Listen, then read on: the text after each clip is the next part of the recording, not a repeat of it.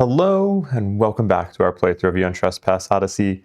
I'm Emerging Boat. We are on day 78 of cycle 3, nearing the end of the cycle. And hopefully today we'll be wrapping up story card 3B, the Eschaton Solution. I can almost guarantee that we should be wrapping it up, at least wrapping up that story card today, because I think what we determined in the last video was that just north of us, there should be the other chariot piece that we have been looking for so that we can try to build our own skyship Asterim to be able to make it to the sun's domain ourselves. I just came out of a timeline battle. I did another battle with the Hypertime Oracle, and I did get 2 adversary activations out of that. I got a crit with the Argonauts, but at the same time, I rolled a crit miss as well. So that resulted in 2 adversary activations, so our adversary moved from here down to here. So they're a little bit closer to us, but we'll be moving away from them on this step, or this coming day, I should say. But then let's also take a look at our Argo, our Scribe Argo tab, so we can see everything that's changed. Obviously, we lost some Argo Fate in that fight.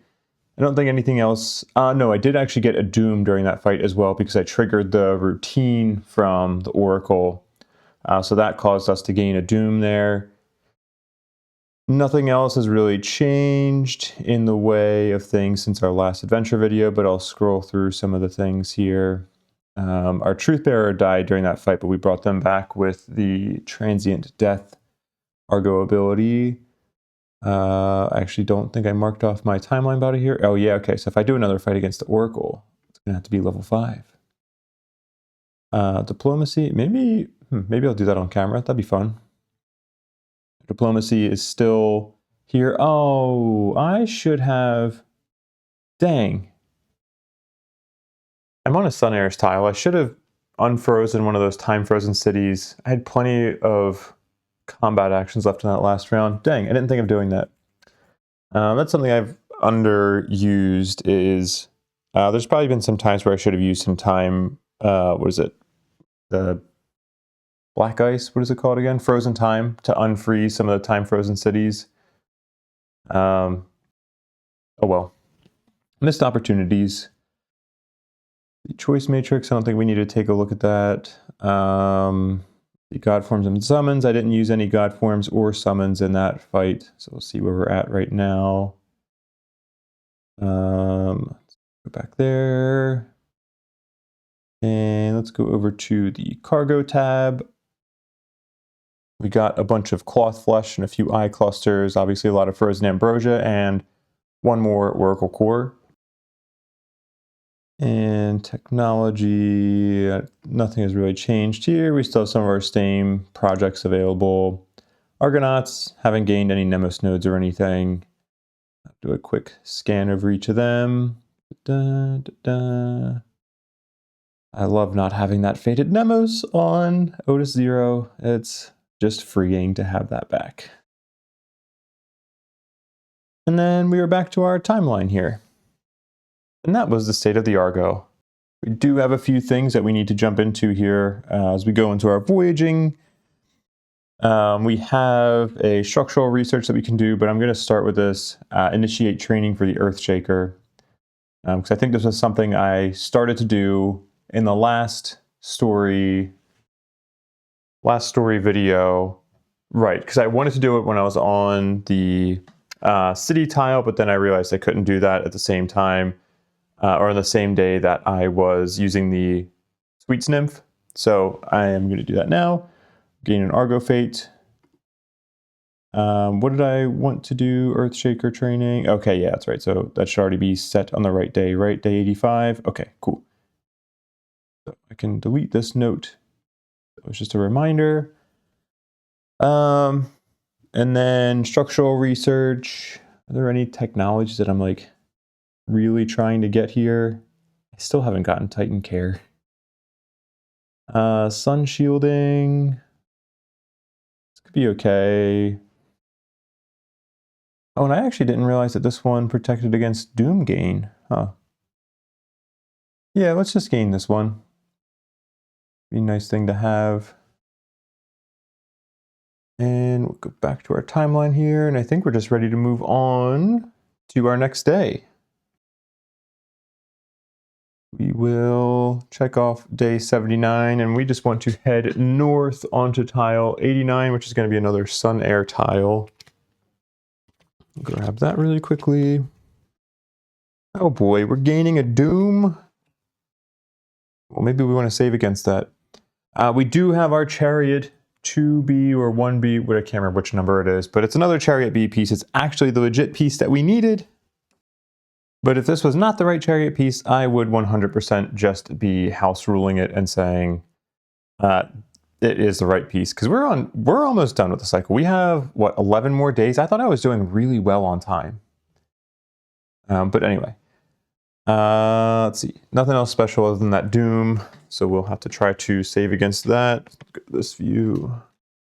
We move north here. Oh, and I don't think I put my loop end on... what the heck? Was I supposed to have experienced... When the heck was my last loop end? Let's see. We're on... This doesn't... I think I missed some tracking stuff here. We're on day 79. This has been 78, 77, 76, 75. So 75 should have been the last day that I used my last loop end. So let's go ahead and just mark that just for... Oops. Just to clean things up. Because that would mean between, yeah, the one before that would have been day 68, so, and I had to use a couple of frozen time. Okay, that makes sense. So then my loop length is still 5, so I did not have to use frozen time now. But, oh, I do have, okay, day 80 is my loop end. So I just missed the one in the middle there. All right, cool. Now, do I want to lose a frozen time to try to save against this? Or do I want to just spend an Argo Fate? Do I even care about saving against it? I don't know. Yeah, let's gain an Argo Fate. Let's see if we can roll against it. This is going to be 9 minus 3. We need a 6 or higher here. That's a 9. So we do save against that Doom gain. Now we have to do our exploration cards. Boom. Nubian traders, I just don't care about. Twilight Pathfinder. Allied gain a progress token. Another thing I don't think I care about. That'll come out, but we continue that pile. Chekhov's Sun. Ooh, well, I just got a way to protect against this, didn't I? We have 4 Paradox now, so we would have to normally be doing both sides of this. Sun Shield from our new technology. When you draw the Chekhov Sun exploration card, gain an Argo Fate and lose 1 frozen time to ignore its effect and gain +1 hull or 1 crew instead. I will absolutely do that. We're going to go up to 3 Argo Fate. Then we're going to lose 1 frozen time. No, not Paradox. Frozen time. And gain 1 hull or crew. Let's gain a crew. I kind of like my hull being a little low, because then if I need to use the engine nymph, I can.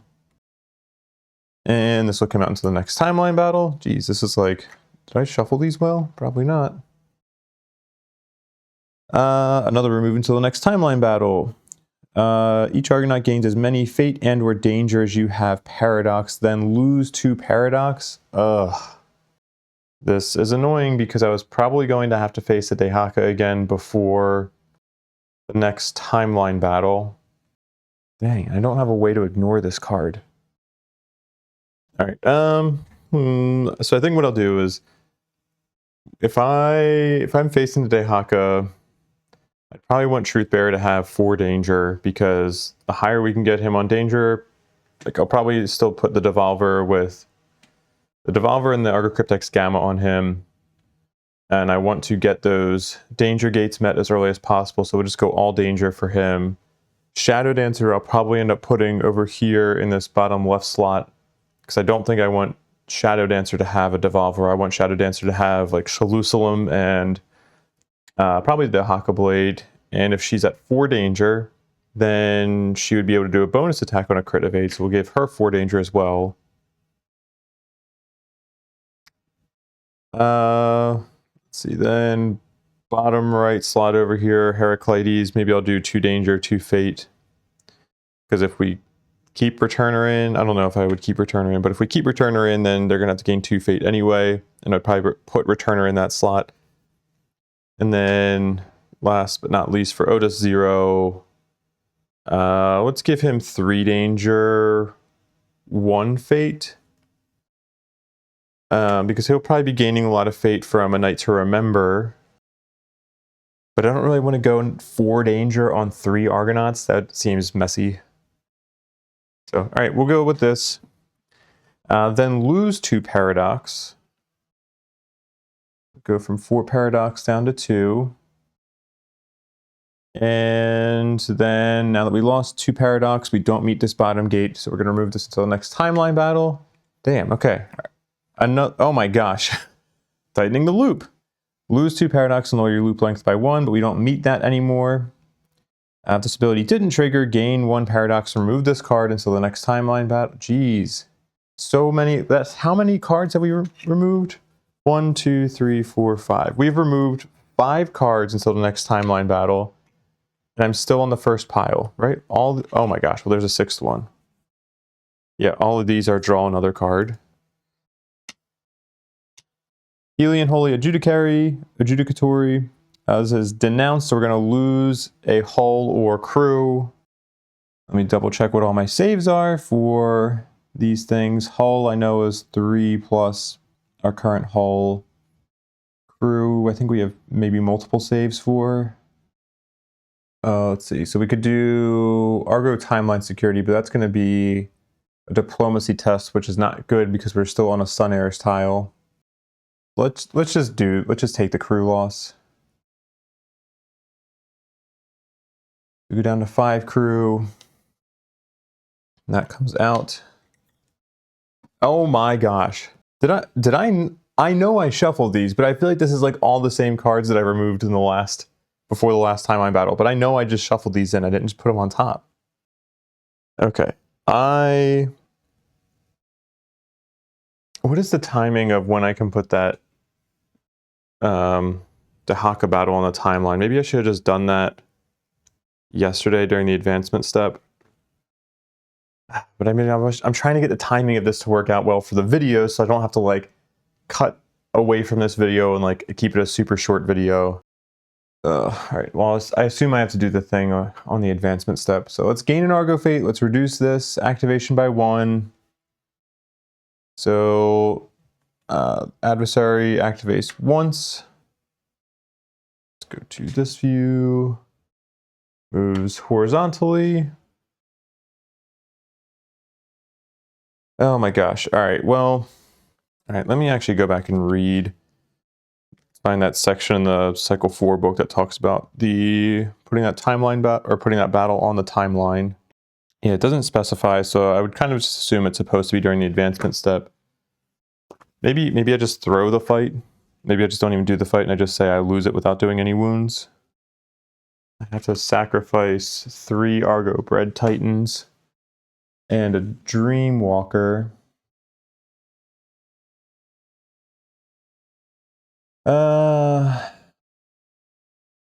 Well, all right, anyway, I'll come back to this because I don't really do anything with this decision anyway just yet. So let me think about that. But for now, we're going to gain 3 Siren Shell. You may gain 3 Argo Fate to gain 1 Priest. Well, if I do a battle now and throw it, that's basically going to be 3 Argo Fate. But I'm not going to gain 3 Argo Fate. All right, so we'll just skip that one. Then the adversary is going to activate again. We're going to have to deal with them. Oops. Yeah, I mean, I'm going to have to just, I'm not even going to do the battle. I'm just going to end up throwing it and say that we lost. We'll come up with some, I have some ideas for that in a second, but let's finish these exploration cards. Adversary activation. All right, then Untamed Titan, gain a Titan, gain 1 rage. Well, we're maxed out on Titans. We'll get a rage. It really doesn't matter. Let's just give it to Truthbearer. Sure. Then, what else we got? 5 Hyperborean Alloy and... oh wait, actually, no, I can't even gain the rage. What am I talking about? That's because I'm on a Sun Air tile. So no rage gain for me. Then 5 Hyperborean Alloy resources. I do get that. Cool. Take these and shuffle them back in.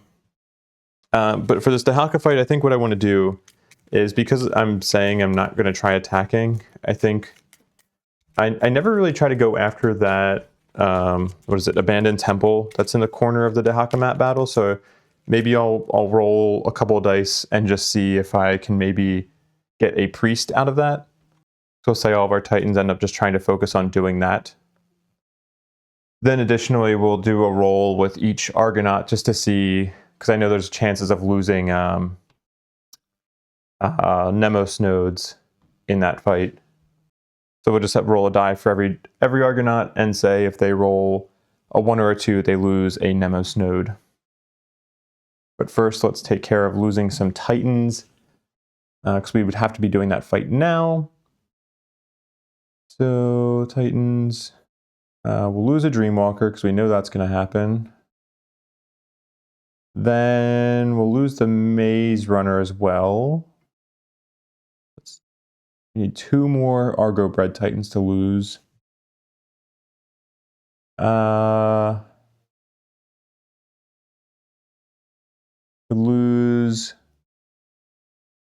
a Warkeeper. Yeah. Do that.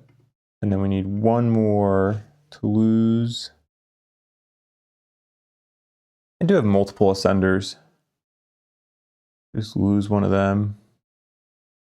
Okay, so that's 3 Argo Breads that I lost and 1 normal Titan, so I don't have to lose... Oh, wait. I think I do actually have to lose additional Titans based off of the... to be what? The 7th box? All Titans die, then the Dahaka kills 2 additional Titans from the Stoa. Damn! That's going to be 2 more Dreamwalkers. My gosh, we just lost 6 Titans. Wow, that is brutal. Okay. Still plenty of Titans, but that hurt. Alright, so then we'll lose 3 Argo Fate from that fight. Let me grab the abandoned temple tile real quick just to see what the roll is for that. Where the heck is that? There it is. Alright. On a 10, we would gain a Sisyphus tier or lose 2 Argo Fate. On a 6 through 9, we would gain a priest. Okay, so I really want 6 through 9. Okay. Let's say 3 of the Titans can get over there and make an attempt at it. So let's roll. We'll roll this die 3 times. 1, that's a 7. Hey, all right, we get a priest. I assume we only get that once. Priest who made this temple. Oh,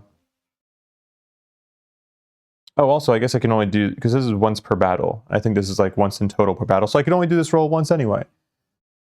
So good thing we got the priest on that roll. Then what else do we need to do? We need to roll our Argonaut dice. And we said a 1 or a 2, they lose a Nemos node. All right, so let's do Aster first. That's a 7. So she's okay. Then let's do Cersegard. That's a 1. She's going to lose a Nemos node. I guess we will... Why not? Let's lose it off of Mesalliance. I don't remember if they have to be the dominant Nemos, but let's assume they do. Then we'll do Otis 0, who is green. As a 2, he's also going to lose a Nemos node. Lose it off of a Night to Remember. Oops, put that over here. And then Heraclides is an 8. No Nemos nodes lost there. Okay. Then we'll go ahead and reset our Triskelions. Sorry if you really wanted to see another Dehaka fight before we do the winnowing battle. But I just really did not feel like setting it up, especially because I really don't care about trying to win that one. Plus, it'll be more fun if we don't get practice against the Dehaka when they don't have the shackles on. It'll be more of a surprise with how much of a terrible fight this is going to be. Let me double check that that fight just to make sure there's no doom we have to gain or something, because we might actually have to gain doom as well. Defeat, proceed to rewards and penalties, reset Triskelion, subtract 3 Argo fate, resources, we didn't get any resources, pitiful, we already took care of that. Oh, we do get our Pygmalion track marks, which is basically just going to mean we get another Pygmalion stone. So we lost 3 Argo breads. Yeah, okay, cool, that's all we needed. Ooh, alright, timeline. Timeline, we have advancement things to do, we have our combat research, and we have a Dreamwalker event, so at least, well, we just made plenty of room for that Dreamwalker. Welcome aboard the Argo. Please don't be afraid of how much I sacrifice our Dreamwalkers. Then we can add that 9 days from now, that's going to be 88. Which maybe we probably won't be making it to this day. Dreamwalker event. Then combat research, technology, projects. And I don't think this is actually going to be much of a choice for me because I'm just going to take Sun Descendant Live Study because that gives us access to the Dawnburner Titan. Woo! Our last Titan for Cycle 3. And this would have been the last Titan for the original three cycle game before the Cycles 4 and 5 expansions. All right, let me grab these cards really quickly. All right, we're going to have a lot of stuff to look at here. A lot of new toys that we could potentially get. Let's do these in this order. Let's say, so Sunreach is something we can craft here. How is that looking in terms of readability? Pretty good. All right, Sunreach. Then we'll put down Extinction Cestus. And what else we got? We have Black Ice Sword. And we have Skyfall. Alright. Sunreach. 3-handed weapon, 4 attack dice plus 1 precision. At 1 or 2 hits, you get 1 white die and 1 red die. 3 or 4 hits, you get 2 white dice and 1 red die. Has reach 2, fire 1, hope 1, opening 3, black 1, reposition 1. You get some nice hope tokens if you full miss. And for the purposes of the rapid adaptation trait, this weapon can have any weapon trait. So an excellent, excellent weapon to bring against the Harpy. Though in our case, at best, we could, if we use Sunreach, we'd be using it for like maybe 1 fight against the Harpy if I do that last fight against the Harpy. So yeah, good weapon. We're starting to see a lot of white dice across our weapons now as we get into the higher tier things towards the end of the cycle. Extinction Cestus. 2-handed weapon, 2 attack dice, plus 3 precision, 1 white die per hit. Opening 2, hope 2, assist 2, reposition 1, and potentially you can block 1 with it if you spend 2 fate and exhaust your weapon.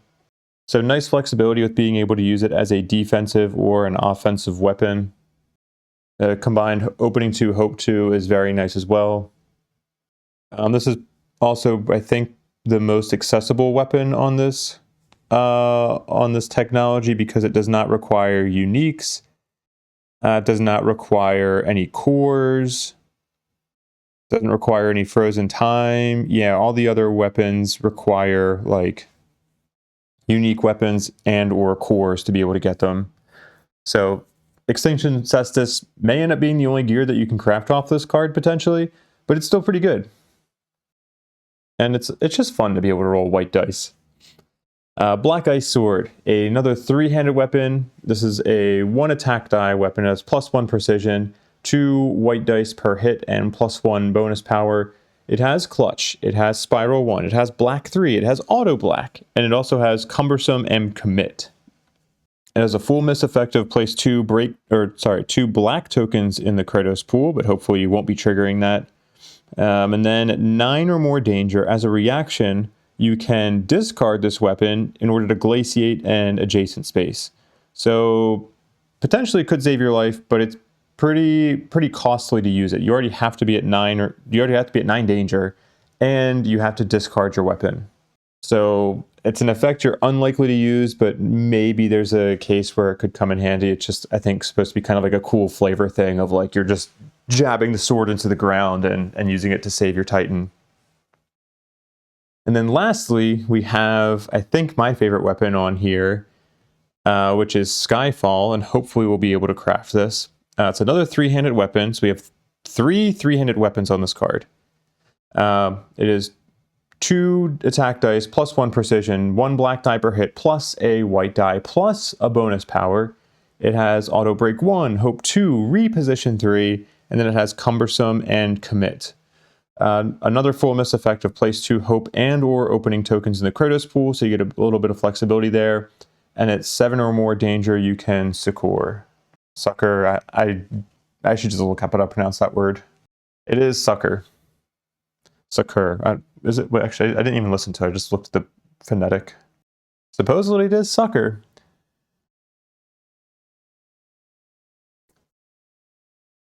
All these are very solid weapons. I think Skyfall just ends up giving you the highest potential output, or I should say the highest average output.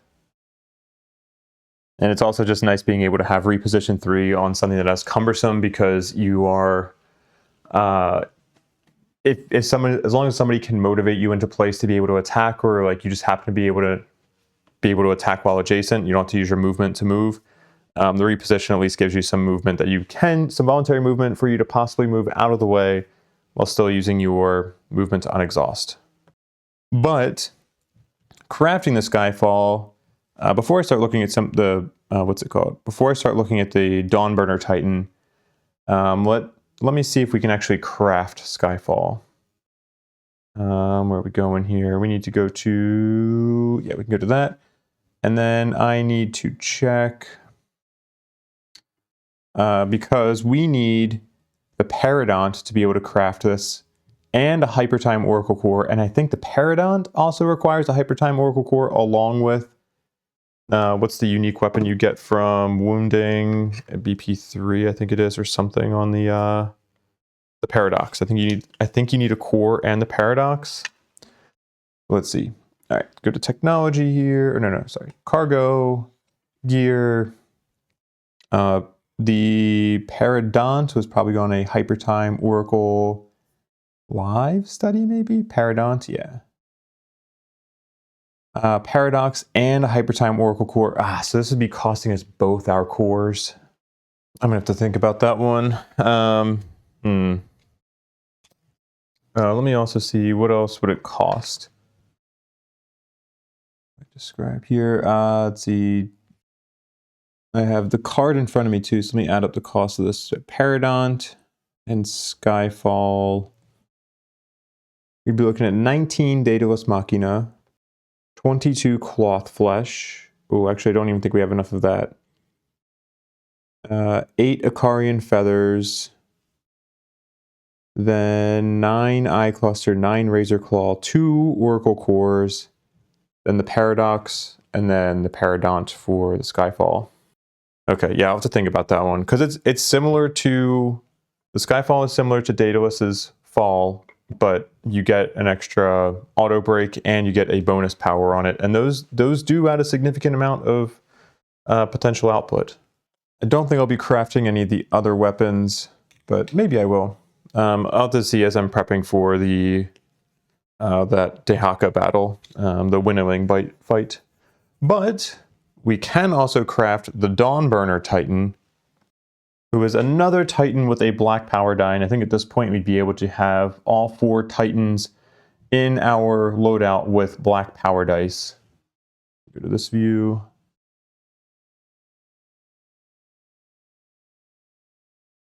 I didn't unpause after coming back from grabbing the mini.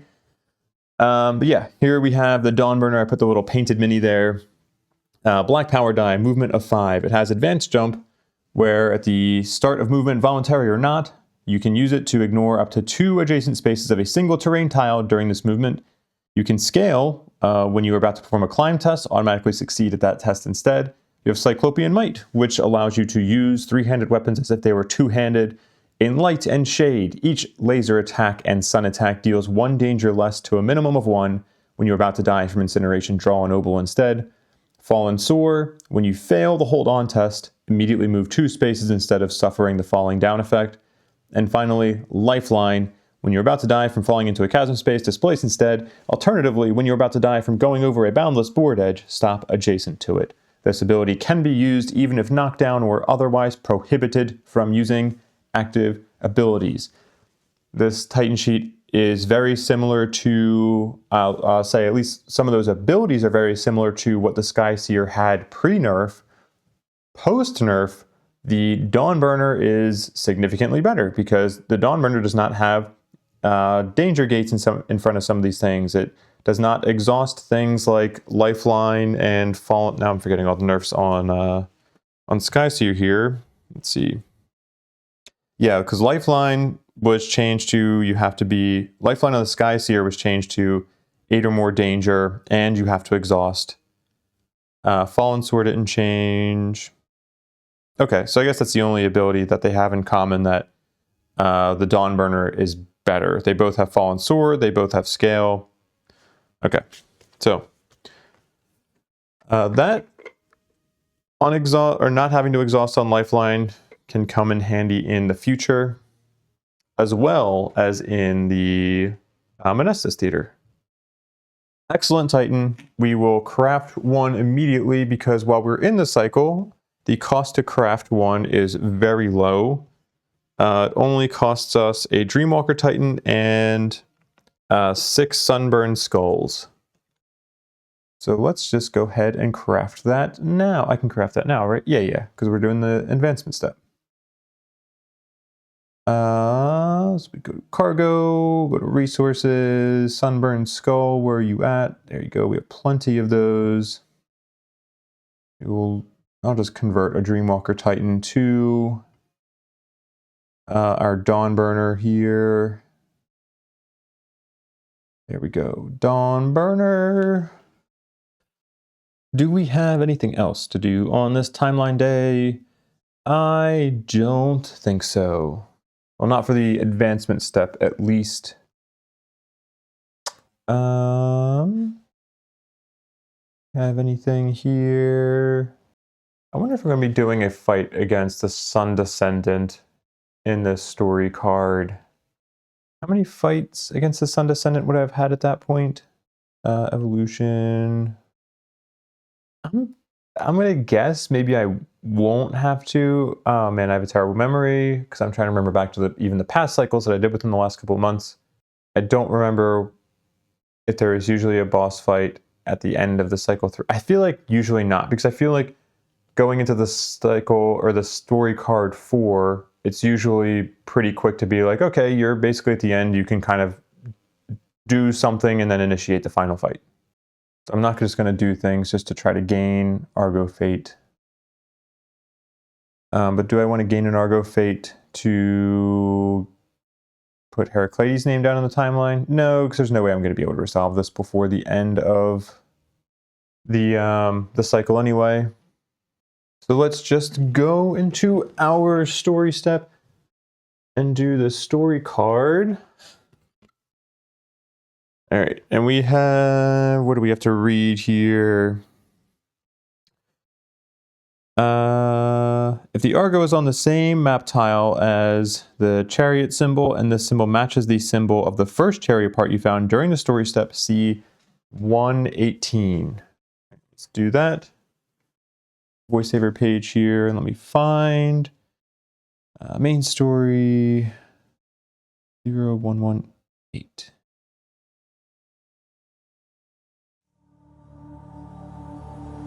As the Argo rounds the massive headland, a towering wall of ice falling away to reveal your destination, you are forced to pause, breath catching in your chest at the sight that awaits you. The polis, which the local Delphians refer to as the Gateway of Dawn, sits atop a massive mountain of black-veined ice, which seems to barely touch the surface of the waves, as if held aloft by some unseen power. Large chunks of rock and ice have snapped off the glacier, drifting around it in eccentric orbits.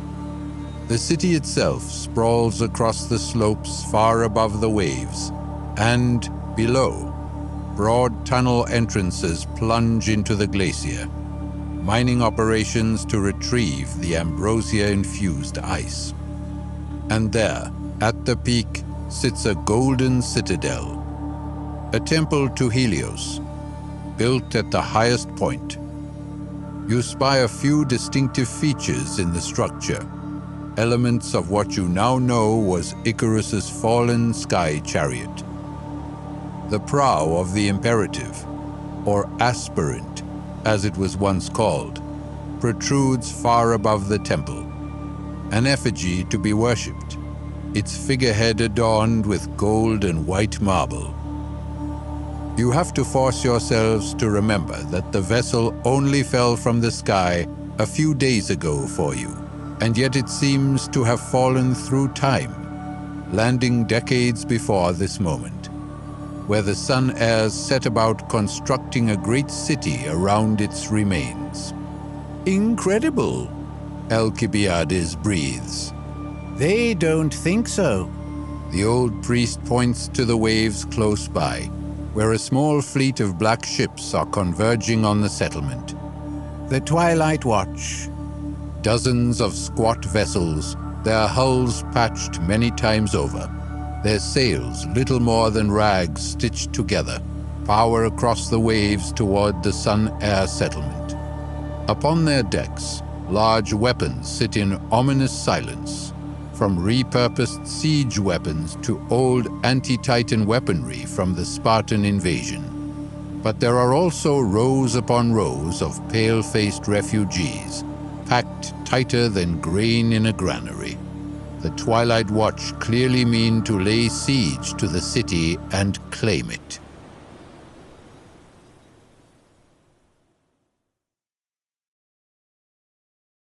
All right. 3 options here. Option 1. You may disagree with the Sun Heirs and their dedication to Helios, but they have a great many people under their authority, people who will suffer in such a raid. Hopefully, helping the civilians will earn you favor with the priests in the temple, and you can access the debris of the chariot. Help the Sun Heirs forces hold off the attack. Option 2. The Twilight Watch are fighting to survive, while the Sun Heirs hoard power and resources for themselves to maintain their grip over the people.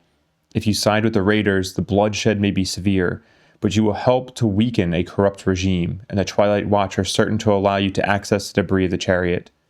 Side with the raiders and aid them in taking the city. Option 3. Twilight Watch, Sun Heirs. They're all Delphians in the end, all victims of this twisted, warped landscape. You can try to break the cycle of violence between them and negotiate a peaceful solution. It will be challenging, and placing the Argo between 2 warring factions presents great risk, but surely it is worth a shot. Try to negotiate a peaceful resolution between the warring factions. Delphians, diplomacy +1. I'm probably going to go with this option, just because it feels the most reasonable and rational. I think we're going to be losing, no matter what option we pick, we're going to be losing allied status with a faction. Delphians, diplomacy +1. Sun Heirs -1. Twilight Watch -1.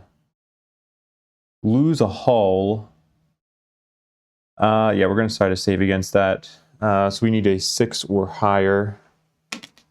It's an 8. We save against it. And we see paragraph 121.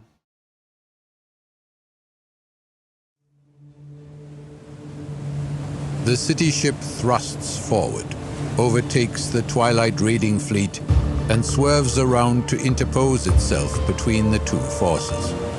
Standing atop the Acropolis deck, you observe as the Twilight Watch try to navigate around your home, a few colliding with a hull before coming to a halt. Others deploy deck-mounted siege weaponry, and dozens of projectiles pepper the deck. From the Sun Air's settlement, defensive weaponry is already being prepared, flaming boulders being launched from the walls. You wince as you feel the rumbles passing through the hull. The damage will likely be severe, but you hope that your home's sacrifice will be enough to avert the loss of many more lives.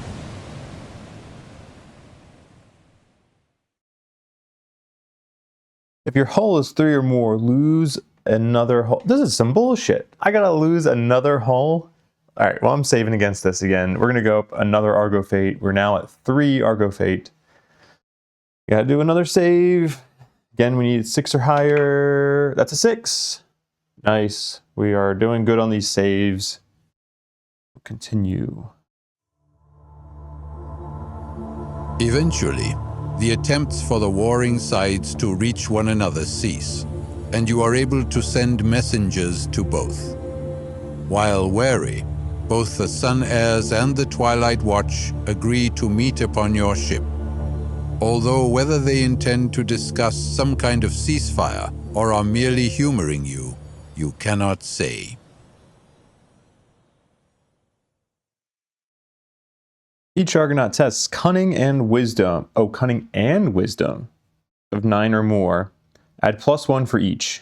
All right, let's go to our choice matrix here. We have A2. We have that one. All right, that's 1. E8. E8, that is marked. That's all right, +2. F10. We do not have. M9.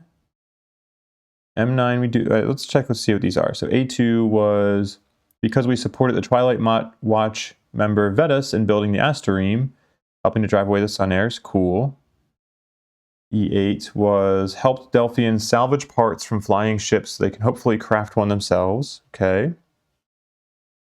What was M9? Met Commander Electrion. Okay. This one. N8 is our next one. N8, oh, I gotta scroll down, is not marked. Then other ones are in the R row. We have R5 and R6. R5 is not marked, R6 is marked, which is saved Icarus from Phaeton / the Sun Descendant. All right, so we have 4 of those marked, so we only have to roll 5 or higher now. Let's put that there as a bonus to say we have +4. And we kind of don't want to fail this because then we're going to gain 2 Argo Fate. And also we can use Fate to repeat this test more than once. So, all right. Go back to this because I need to check the bonuses on our Argonauts. Just do these. Actually, who's got the easiest time here? We need cunning and wisdom. Cunning, okay. Aster sucks. Cersei Guard, not great. Otis 0, not bad. Heraclides, not bad. Let's just start with Otis 0 since you get +1 to both. So normally we need 9 or higher. This brings it down to 5 or higher. Otis 0 needs to roll a 4 or higher on each of these. So that's an 8. So we'll say that was the cunning test, wisdom test. He rolls a 9, passes with flying colors. Boom. You know what? Actually, let's do this. Try different things here. He passed. Next, let's go with Heraclides, and we'll start with the cunning test. So he only needs a 3 or higher on the cunning test. Of course, that's a 1. We are definitely going to re-roll that. It's a 5, so that's a pass on the cunning test. Then for the wisdom test, he needs a 5 or more. That's a 9. He passes both.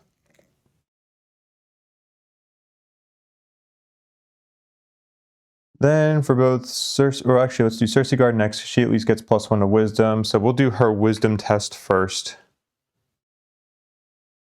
Needs 4 or higher. Nice, that's 4. Then we'll do the cunning test. So she needs 5. That is an 8. She passes. Woohoo! Go Argonauts. And lastly, we'll do Aster, who's going to need a 5 or higher on both of these. That's a 2. We'll re-roll that.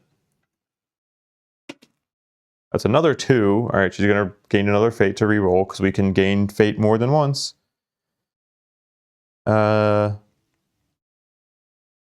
Maybe I'm interpreting this wrong too. All right, so that's an 8. We're going to roll again for the... Should this be test cunning and wisdom? Is that you're testing the combined one of them? I don't know. Well, we'll just do what we're doing. Another 2. All right, she's getting another fate. Come on. A 7. All right, cool. So that is 4 successes. Da, da, da, da. 4 successes here. Go back to our voiceover page.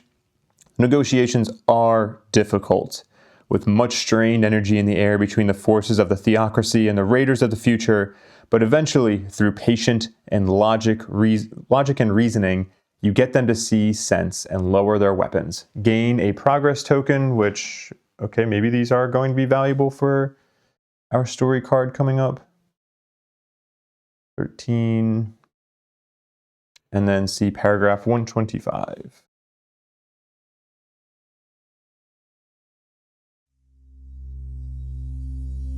You watch over the negotiations with vigilant eyes, catching a few of the feuding warriors trying to smuggle concealed weapons into the meeting. Those blades are confiscated, and you rule over the deliberations with a firm, iron-like grasp. There will be no treachery or violence under your watch. The two sides bicker constantly, each one pushing for wildly different goals. But eventually you get them to see reason and make compromises. You don't care about what the higher goals of either side might be. You are concerned with the people under their care, and they should be too. In time, they come around, and a concordance is reached.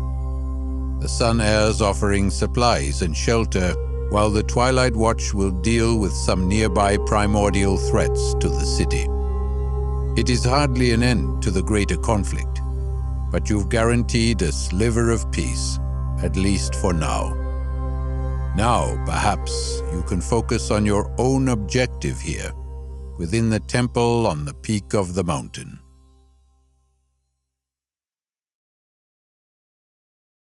Gain 1 Argo knowledge, which doesn't matter to us, and 1 diplomacy with a faction of your choosing. What faction do I want to choose? Not that page. Diplomacy, probably Twilight Watch, right? We'll go back to allied with them. Yeah, let's do that.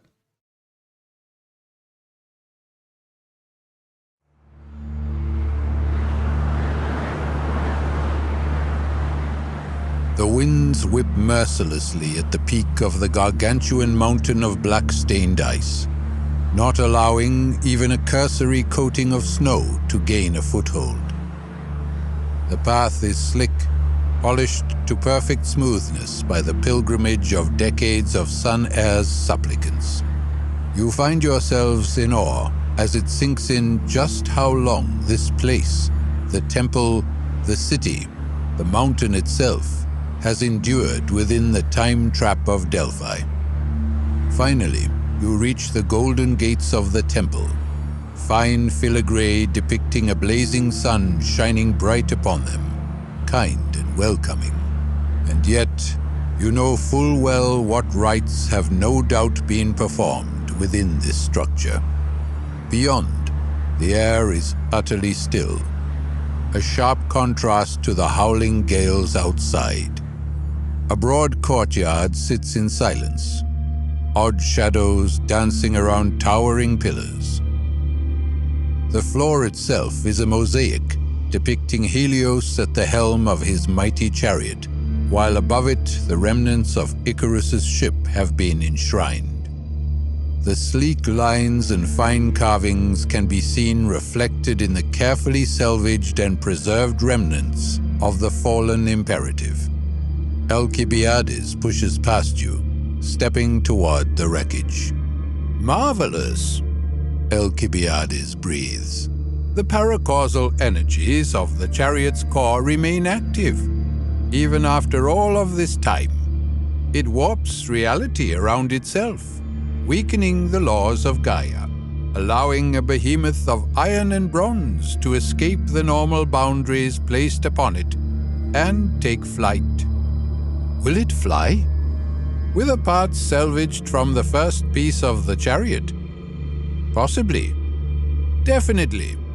What other choice we have? What other choice we have? If you completed the What We Left Behind hub, double checking, we have not. That's the one that we have not started yet. So we'll skip that one. If N8 is marked, check that. Matrix N8, roll down, is not marked. If L4 is marked, L4 is marked because we saved Icarus instead of the Python S. So we have to go to 128.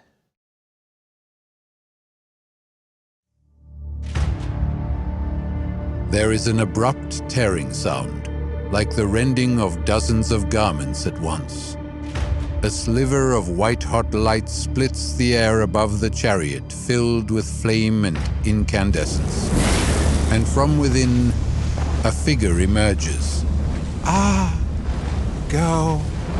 The voice crackles, wet slithering mixing with dry grinding, as it tears loose from a ruined throat. Beware. Skin turned molten by the raw fury of fire flows across a deformed body, its silhouette almost impossible to make out.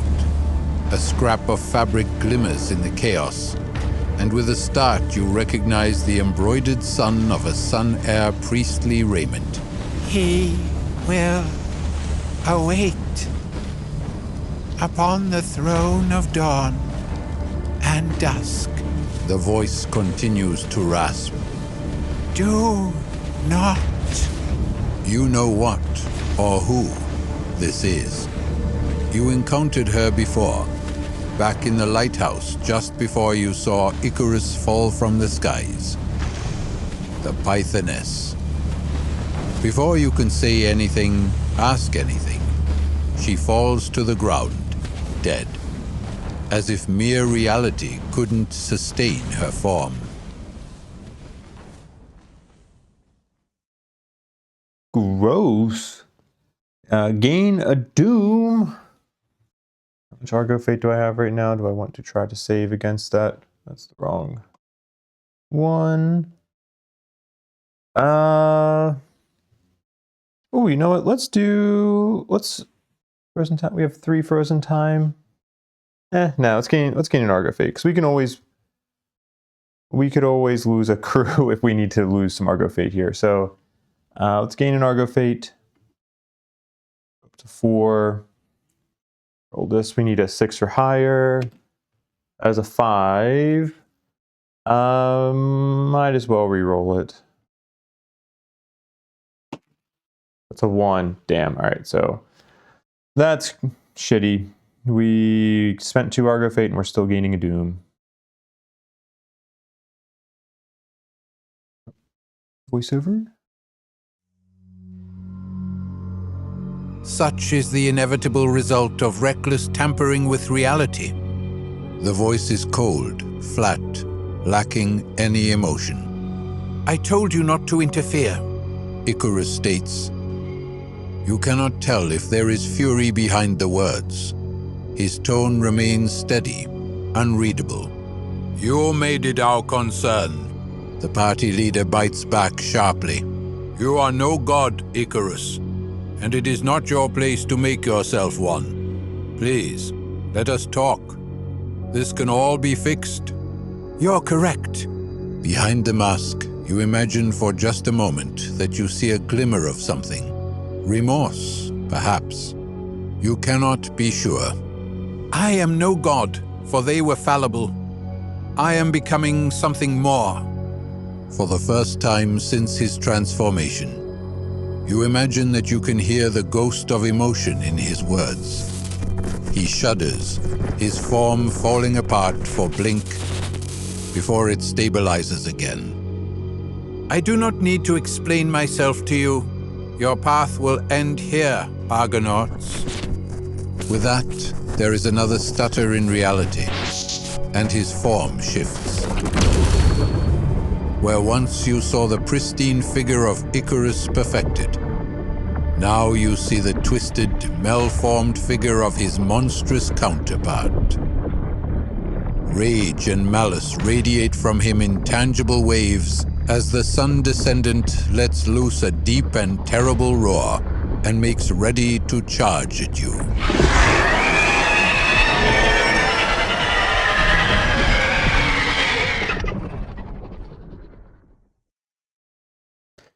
Well, that was wrong.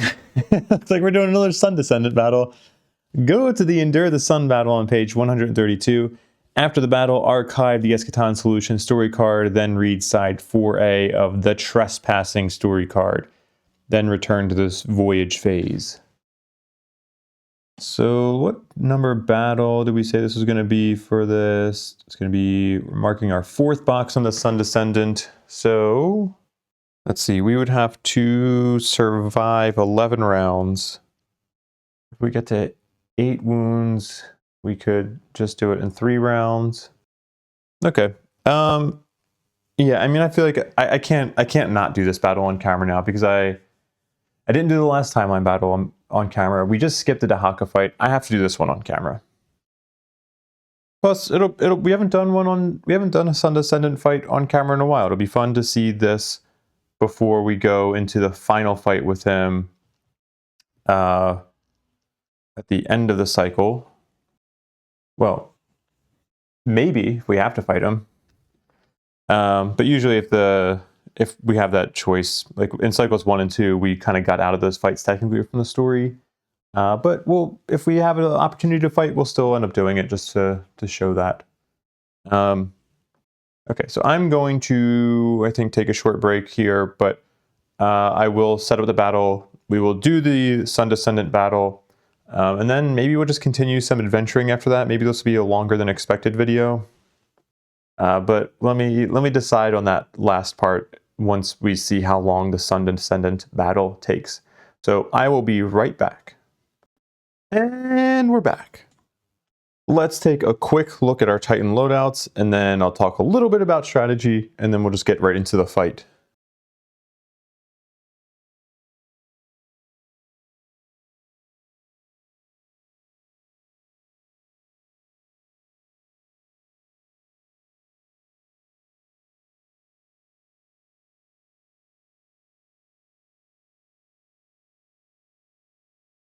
While we're down here, we'll also do our draw for Cyclopean Hand Mirror with our Obol. You live! Very nice. I'll take that. And we'll shuffle this back together. 3, 2, 1. Okay. We'll die. That's a 2. 2 mod 2 is 0, so we don't move these around. We'll put them back. We're going to be looking at that in a second anyway because of extinguish possibilities. So general strategy for how I'm going to do this. This will be a little bit different from how I've done some of the past recorded Sun Descendant battles because we have the Argo Cryptex beta, which we can use to go before the Primordial goes. And so we want to try to take advantage of that when we're thinking about, like, when I go into these Sun Descendant fights, the first thing that I want to think about is like, how do I make sure that all of my Titans are shaded for this first Primordial round? Like, I want to try to have no Titans get attacked during that first Primordial round at all. So that means trying to get them shaded, trying to get them behind obstacles so that they can avoid laser attacks. You're not going to be able to consistently make sure that no Titans can get attacked, because it's just going to depend on AI cards that are in there, because you have plenty of AI cards. Maybe not plenty, I don't know how many it is, but it's definitely, there's a minority of cards that are not laser attacks, and they're just like Sun Descendant moves and attacks the Titans. But we can at least try to increase our probability that no Titans get attacked in the first round, and then that just significantly increases our odds, because we are trying to, or what I'm trying to do is I'm trying to make it through 3 Primordial rounds and deal 8 wounds. I think that's our most likely outcome with trying to get victory in this battle. We also just have some really strong weapons right now, so I'm relying on that, where if I'm trying to do an attack, I expect to be wounding, except of course with BP3s coming up, I don't really have a good plan for, like, if a BP3 comes up, how can we try to get that off the top, other than probably just gonna have to try to attack and most likely fail. But we have great weapons too. There is a chance that we can just straight up wound a BP3 if we're on a vantage point. So, the other start of battle effect I'll need to do here is one that I'm going to talk about right now. So I need to go up to 2 fate anyway, or no, I'm sorry. I need to gain 2 fate with the returner because of Argo Cryptex Beta, because I want her to take that extra turn at the start of the Primordial round, or before the Primordial round. Now I don't have to worry about Fickle Fate with her either, because she's already at least 2 fate. But her job during that turn is not even to attack the Primordial. We just want her to go and get in a nice shaded spot. She has plenty of movement, so we can try to get her into, like, we can try to get her away from other Titans as well. So that way, if we're getting these double, or not really double, if we're getting these triple laser attacks, that, like, spreading the Titans out is beneficial, because you're less likely to have a Titan get attacked multiple times because of triple laser attacks, like incidentally taking out extra icebergs. So during that first turn, I might have Returner go back to somewhere like here and try to hide behind that iceberg. Then during one of the windows of opportunity before the Merciless Sun move, we can have the Truthbearer Titan superior reflex over here. We can have our Game Changer Titan reflex with something over here. I have multiple sources of reflex and advanced reflex with him. Probably too much reflex on him and not enough on Dawnburner, but oh well. And then Dawnburner can use the charge of, what's it called? Chronosphere Warning System to get back here behind this iceberg. And at that point, we would have all of our Titans shaded. What I need to think about still is the priority target token, because we know that at least Sun's Will is going to be targeting lowest danger in front. And unless the Dawnburner gets attacked with something else earlier in the round, like, Dawnburner is going to end up being subject to that attack. And so positioning for that is going to be really important. But before I do that, another strategy that you can do if you're trying to avoid the Sun Descendant attacks early and you have the Argo Cryptex Beta is that you can pair Argo Cryptex Beta with your Titan that has Shade Training, and then that Titan can go gain the 3 danger for shaded as a free action, or use something like Shade Shield or Shade Armor on that Titan with Argo Cryptex Beta, and use that to get them shaded. Admittedly, that is a rule that I think I have often forgot, even in my first playthrough, and I'm pretty sure I forgot it in one of my previous fights with the Sun Descendant, although I'm not sure if that was a recorded fight or not. But sometimes I just assume you can just use shaded as a, during a window of opportunity, which makes it significantly more powerful. And that's not the case. It has to be a free action, and you are shaded until the start of the next Titan round. But before I actually start the battle, I need to think about priority target. So what I'm going to do with that is I'm going to move my Titans to where I think they're going to be before the actual Sun move, so that way I can kind of get a visual for what I want to do here. So Truthbearer would be here because he would superior reflex. Returner would be able to go 1, 2, 3, 4, 5, 6, 7. She has 7 movement because we gave her spherical armor, Maybe that's putting too much movement on her. I don't know, but I did it. Game Changer would be here, and then Dawn Burner would be there. Everybody would be shaded for Merciless Sun. And then, let's see, after final attack, we'd have to deal with glaciating the time anchor of the Titan with the lowest fate, which is going to be a tie between Truthbearer and Game Changer. I don't care all that much about that one. But then Merciless Rewind the Titan with the highest fate. At that point, that would be a tie between Dawnburner and Returner. So we could rewind you to here. We could rewind, like these are the two spaces that we really want to rewind to because they're going to be shaded for the remainder of that Primordial round. Granted, there are some AI cards that have the Primordial do a sun move. I just don't plan on getting those because there's not that many of them, especially between AI 1s and AI 2s. Like chances are unlikely that I would get that card. So I'm going to plan on Sun Descendant remaining in this spot for that first AI, at least for the start of that AI, and not doing another sun move. So I could rewind. If I rewind you would end up over here. I actually don't really have I kind of forget what all like the more likely targeting lines are for the Sun Descendant. Maybe someone's off of like highest fate, or maybe it's lowest fate and lowest danger. At least his signature is lowest danger. Then there's some zone attacks and some Titans on VPs. But what I like about this is that this is spread out. This is nice.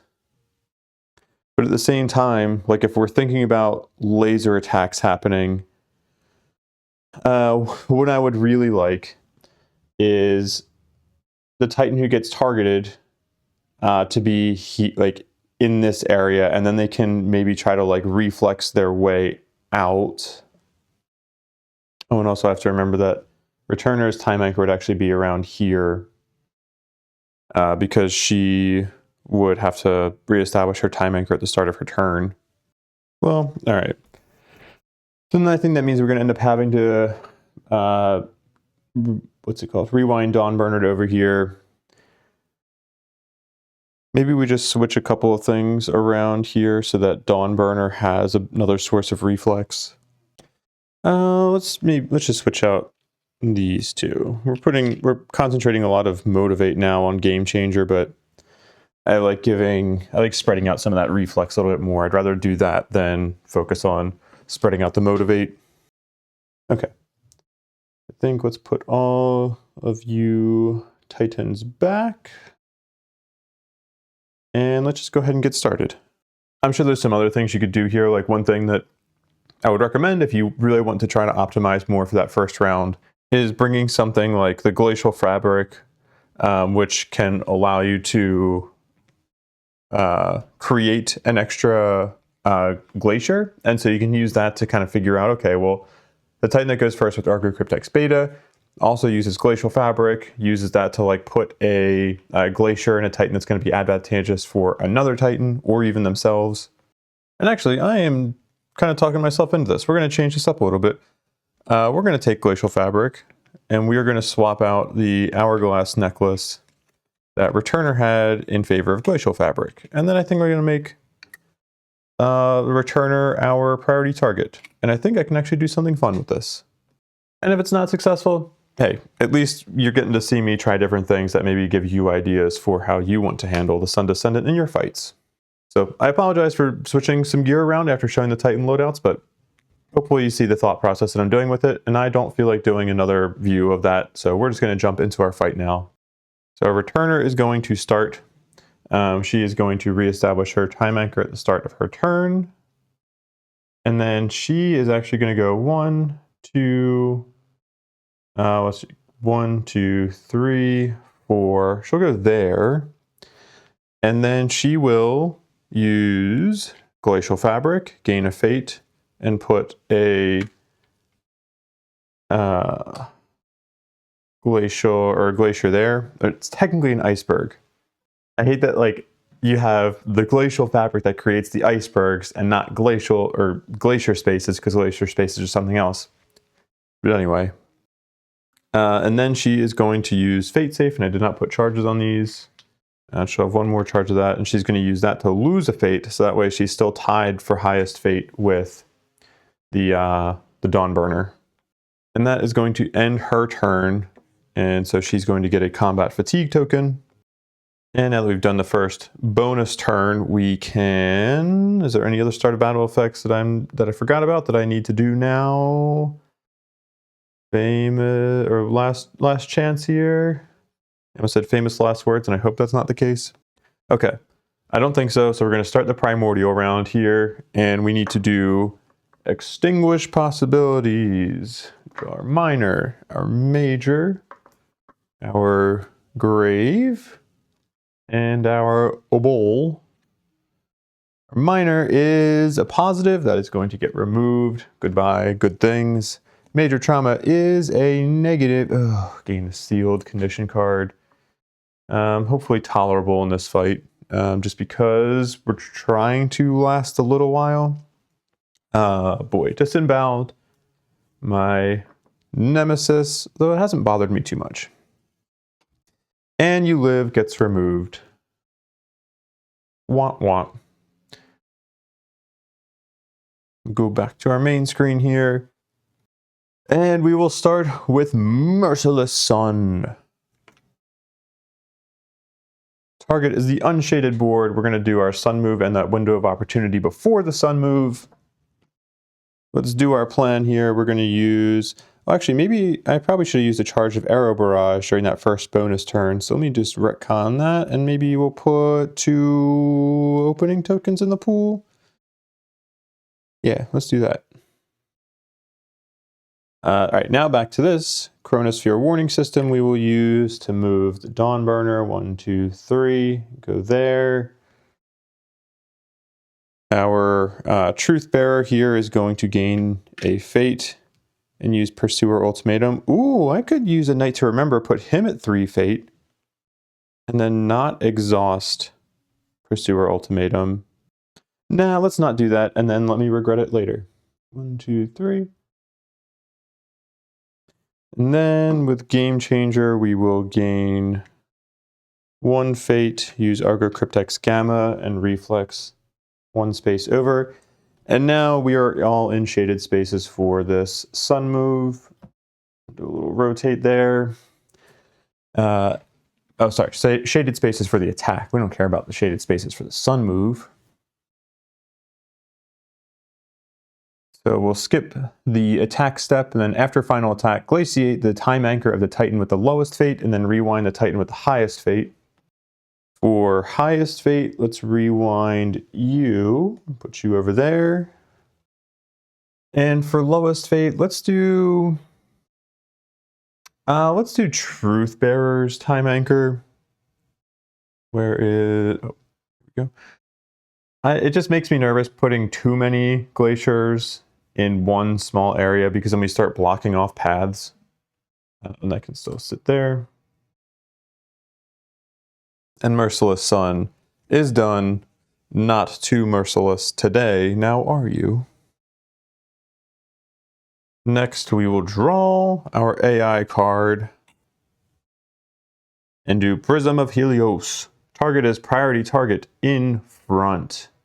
That is going to be our returner. Okay.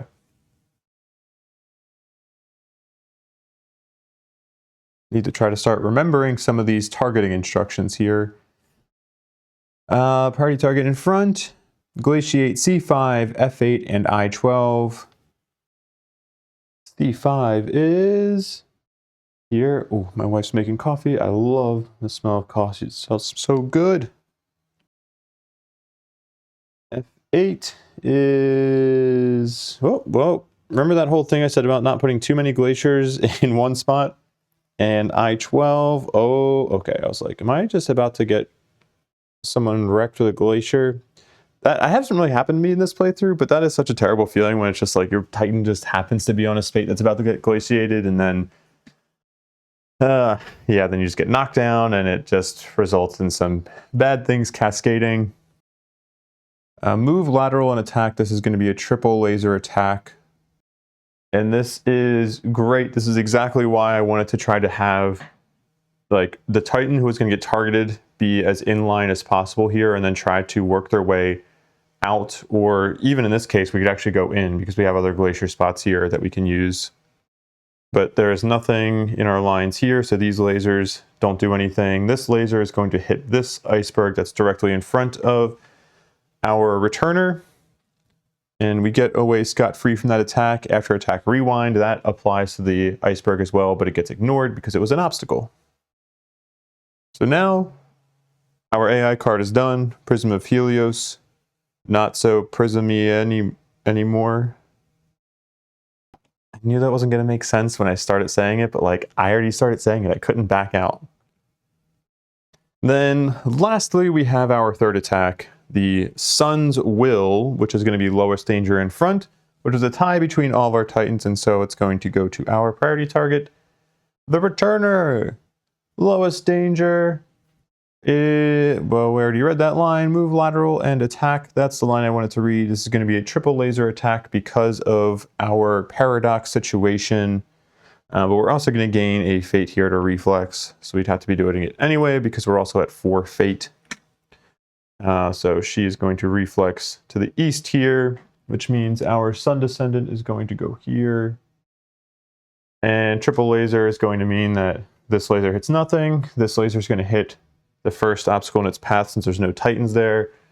This laser is going to hit, this iceberg that's directly in front of the returner again. And again, the after attack does not apply because it's rewind, and you can't really rewind an obstacle. So signature comes out. Put that over here. And look at that. That was a good primordial round.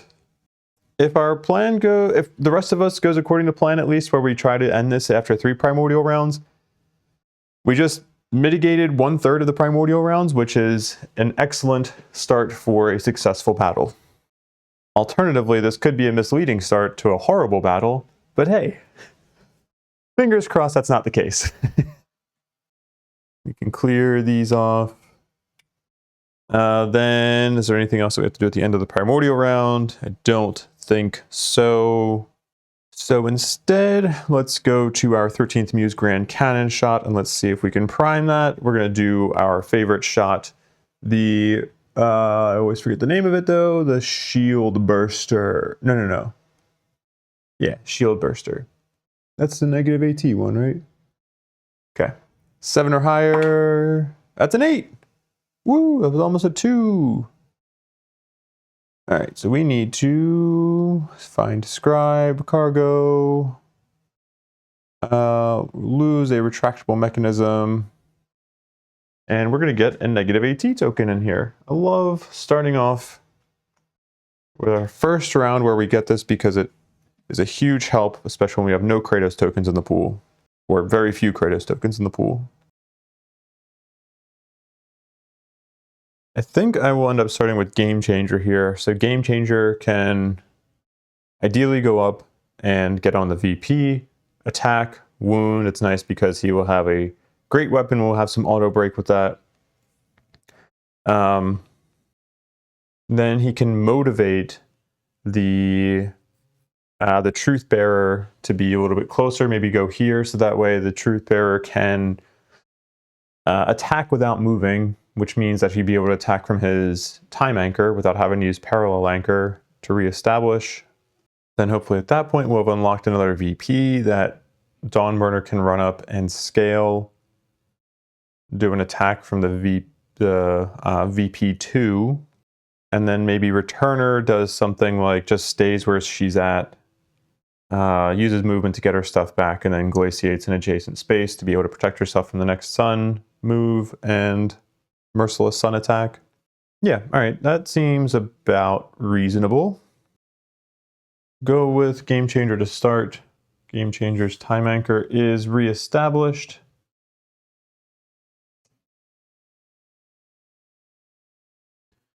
Activate you. Then let's go 1, 2, 3, 4, 5. Let's go there. So that way if we fail to climb and then I don't know, like we attack and some kind of like a signature happens. I don't know, this seems like worst case scenario, but I don't know, maybe it was a good idea, maybe it's not. But we will attempt a climb. And climbing this one means we're going to try to get 6 or higher. I don't think Cersei has any bonus to Fury. She does not. So she needs just a 6 or higher.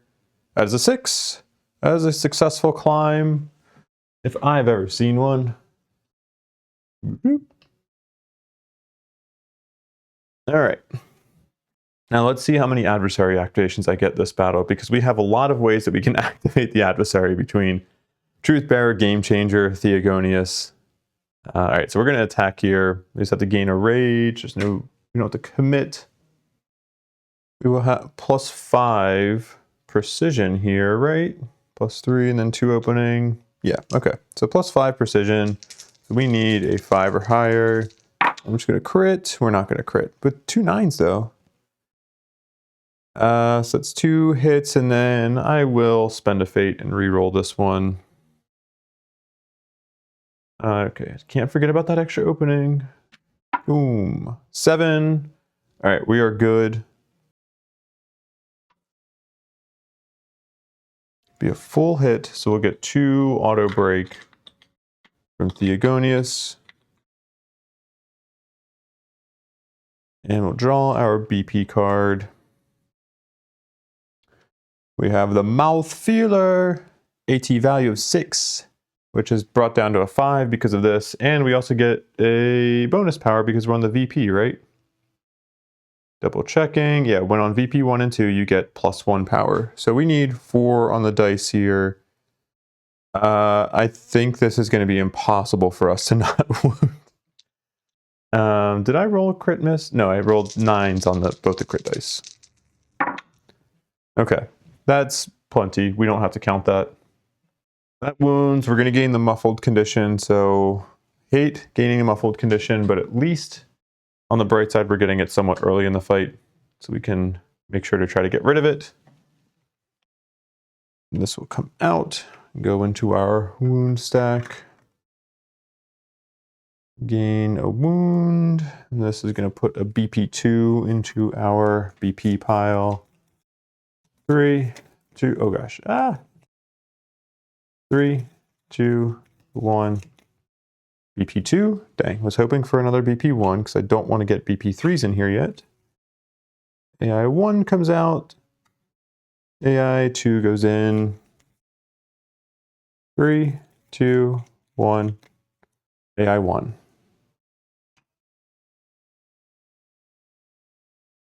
Take these out.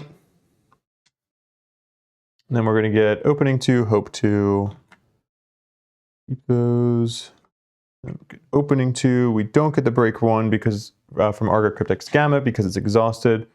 We have plenty of motivate to hand out, which we'll get to in a second. We don't really care about using our reposition. Then we can get a break and an opening. Oh, also, I just gave him... No, okay, we're good.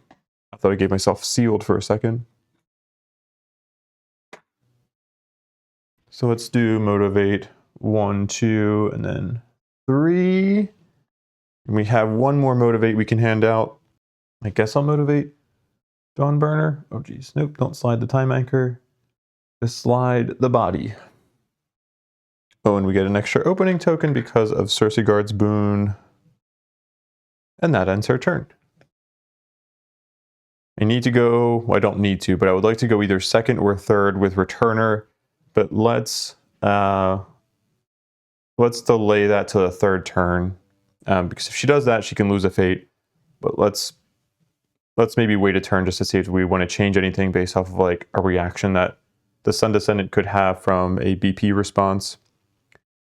So let's go next with Truthbearer, and we will reestablish your time anchor. Go there. And we will attack with the Devolver from that space. We'll gain a rage. We don't have to commit because we can hold 3-handed weapons. We're going to have +7 total precision for this, so we need a 3 or higher. And that's a 1. That's a crit miss. That is going to be an adversary activation. So let me put that off to the side over there. And of course, we're going to gain a fate to reroll that. All right, come on. Boom. That's a crit, baby. Let's go. Crit miss to a crit. That off to the side. And we're going to get an auto, or not, yeah, an auto hope. I was right. I think that's everything. Don't need to use Inspire. All right, BP2.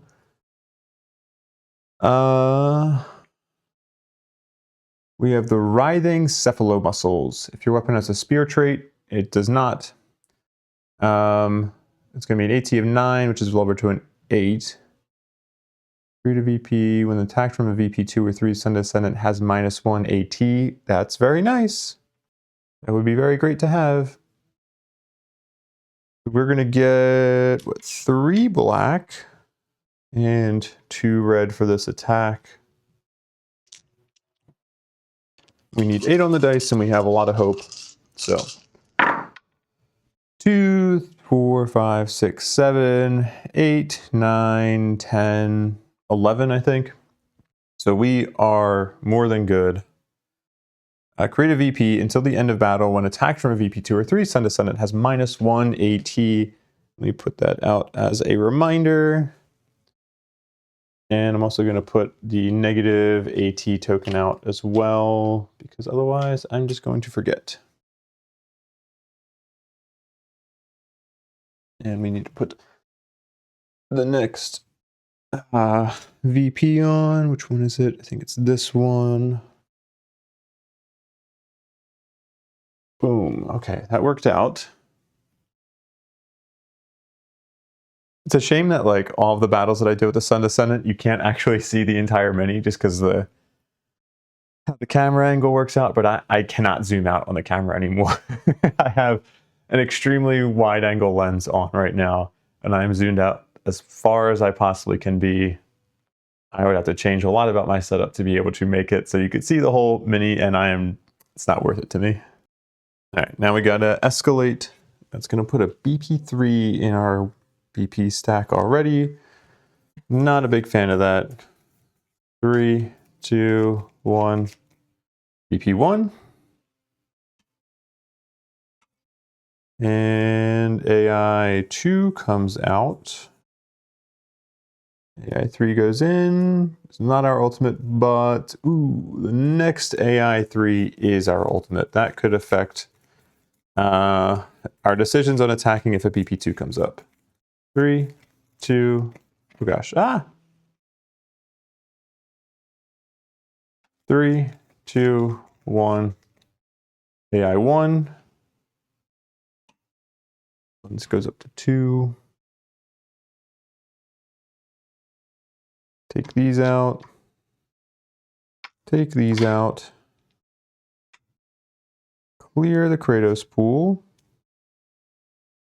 We'll get break 4. 1, 2, 3, 4. Opening 1, hope 1.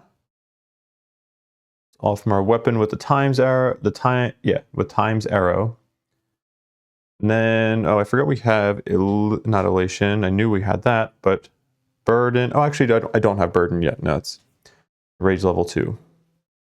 We do have elations. We'll get rid of that and get another opening token in here.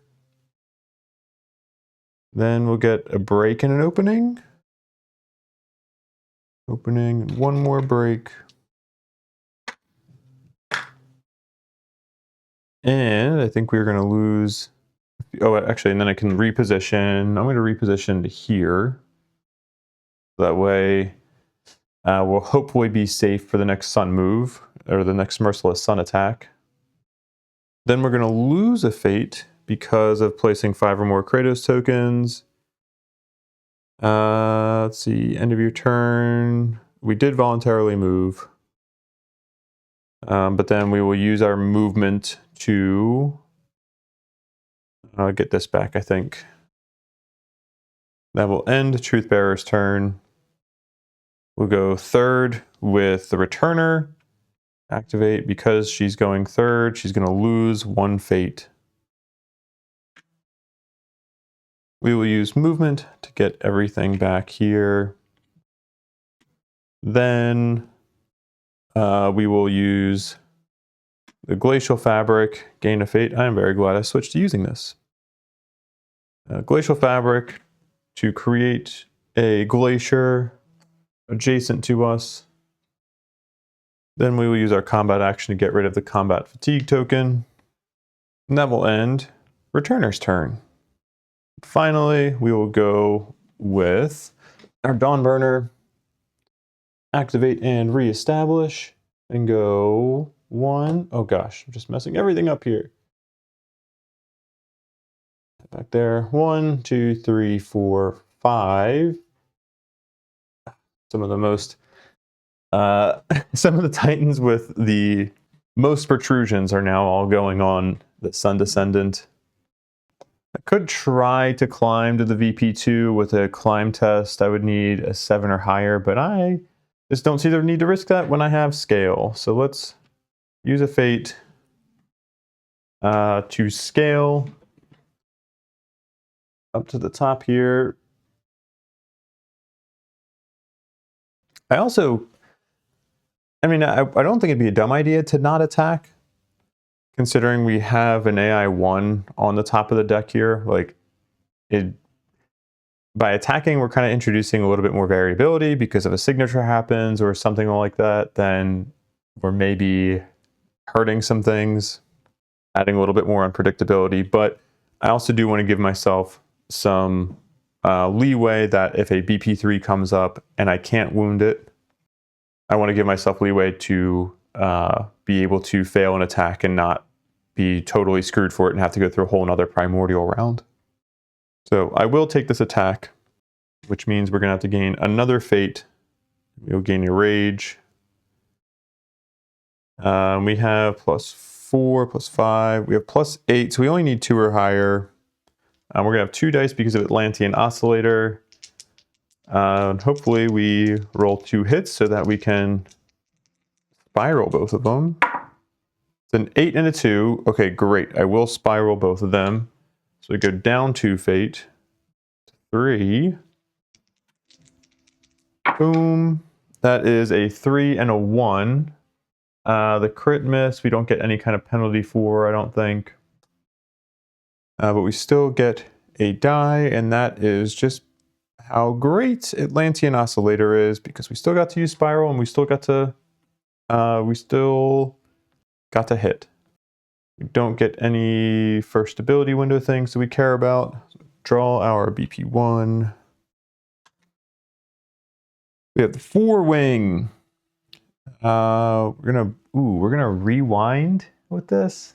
Do I have reposition on Dawnburner? I don't.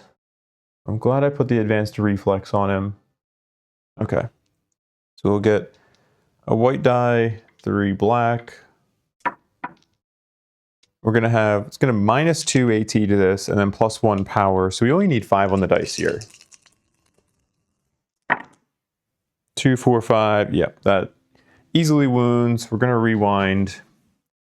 Dang, I was really kind of hoping that I could stay on the the vantage point with him.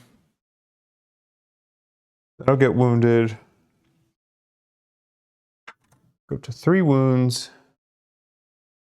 Then we will put a BP2 in here. 3, 2, 1. BP2 on top. AI 1 comes out. AI 2 goes in. 3, 2, 1. Hell yeah. AI 1.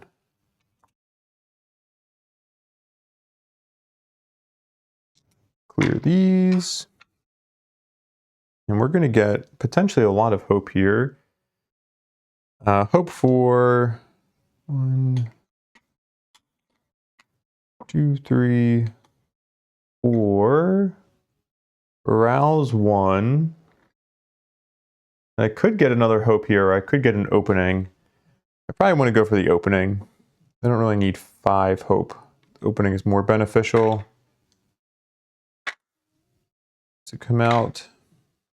And then I will have to exhaust Daedalus's flight.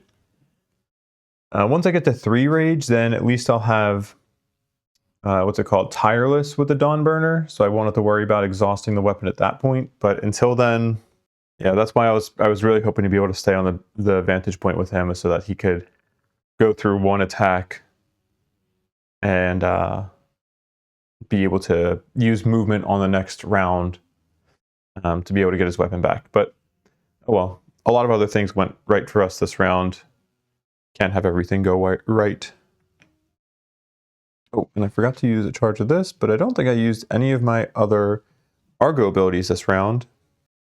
Maybe I should have, I was gonna say, maybe with Dawnburner, maybe I should have had, I think there's support items that you can get to ignore rewind, but it'd be nice to have for him, but I don't think it is better than the other support items that we have, because Siren Mask with Atlantean Oscillator is such a good combo. If the Dawnburner didn't start off with such high fate, then maybe I would have considered switching to that and not feeling like I needed to put Atlantean Oscillator with Siren Mask on him. But yeah, all right, we're going to end the Titan round there. Flip these over, and we'll go into our next Primordial round, which we will start with Extinguish possibilities. The only thing we still have to draw here is a minor trauma when this comes out. It's a positive, so that gets removed.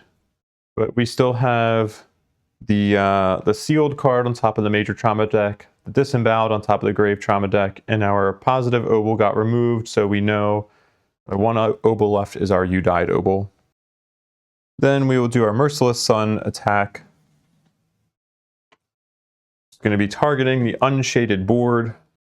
But it's going to be unshaded based off of when the Primordial moves to that space, right? Where exactly is that again? Oh no, okay. It'll be centered on the space.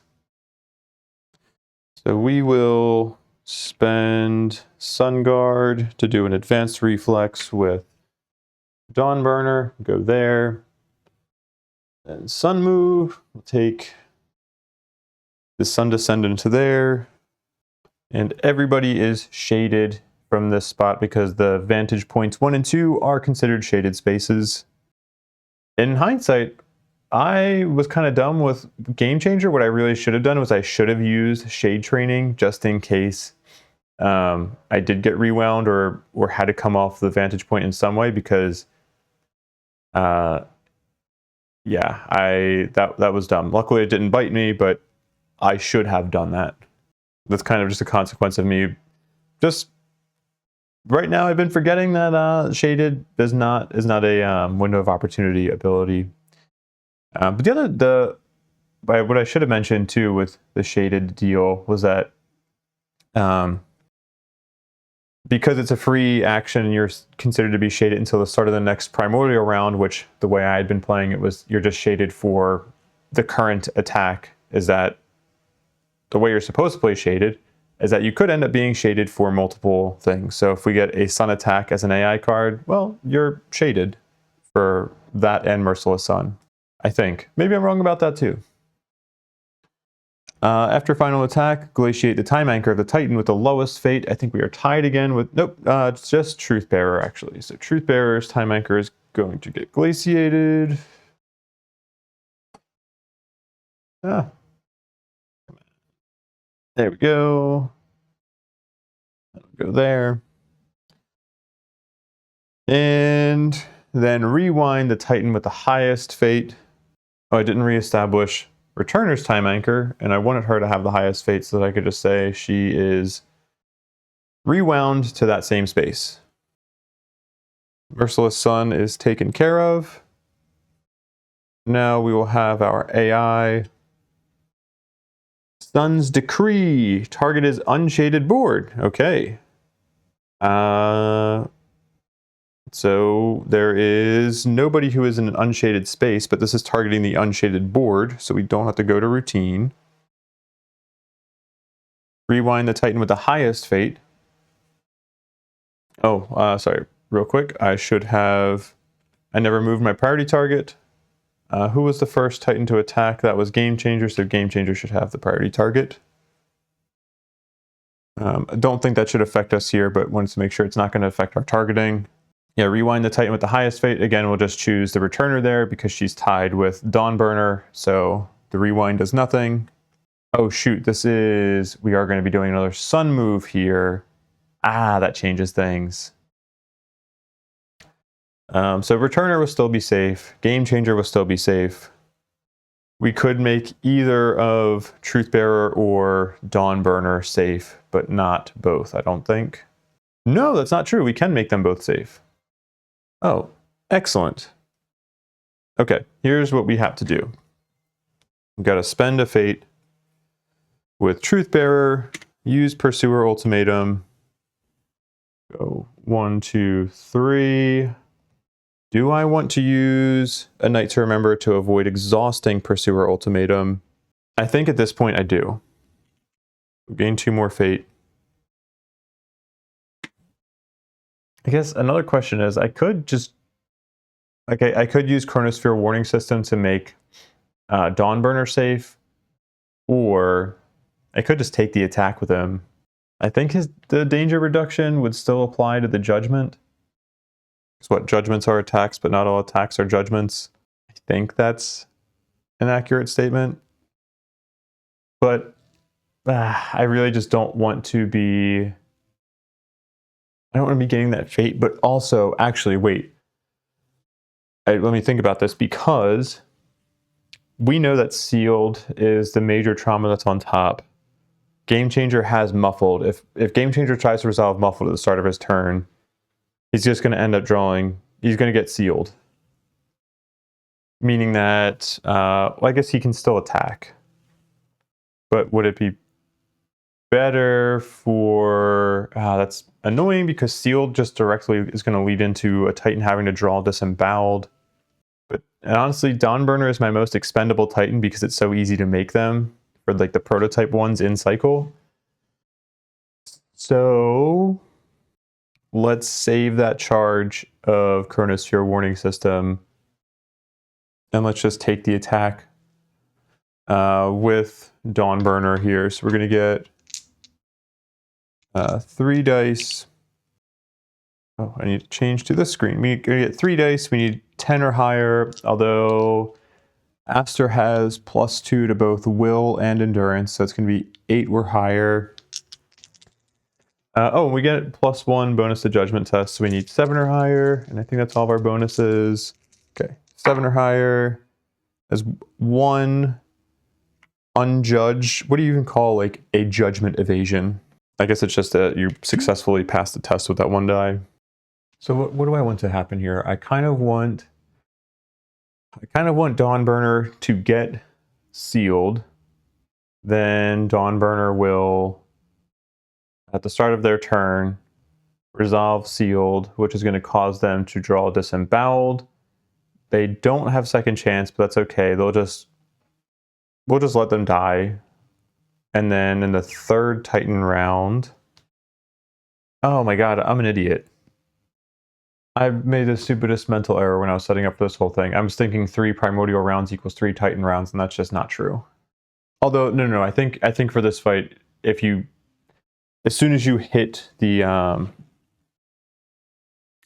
like if we get to 8 wounds in the 3rd Titan round, then we can just leave the battle at that point. I don't think... It's only if you choose to keep going that you would have to wait until the end of the next Primordial round. Okay, no. So I'm good. I was thinking correctly. Yes, we can bring him back at the start of the 3rd Primordial round, and we'll be okay there. Okay. So I'm not going to re-roll these 2 dice, so this is going to result in each hit dealing 1 danger and 1 fate, since he can reduce the danger. So it's going to be 2 danger, 2 fate. We can reduce the danger at least.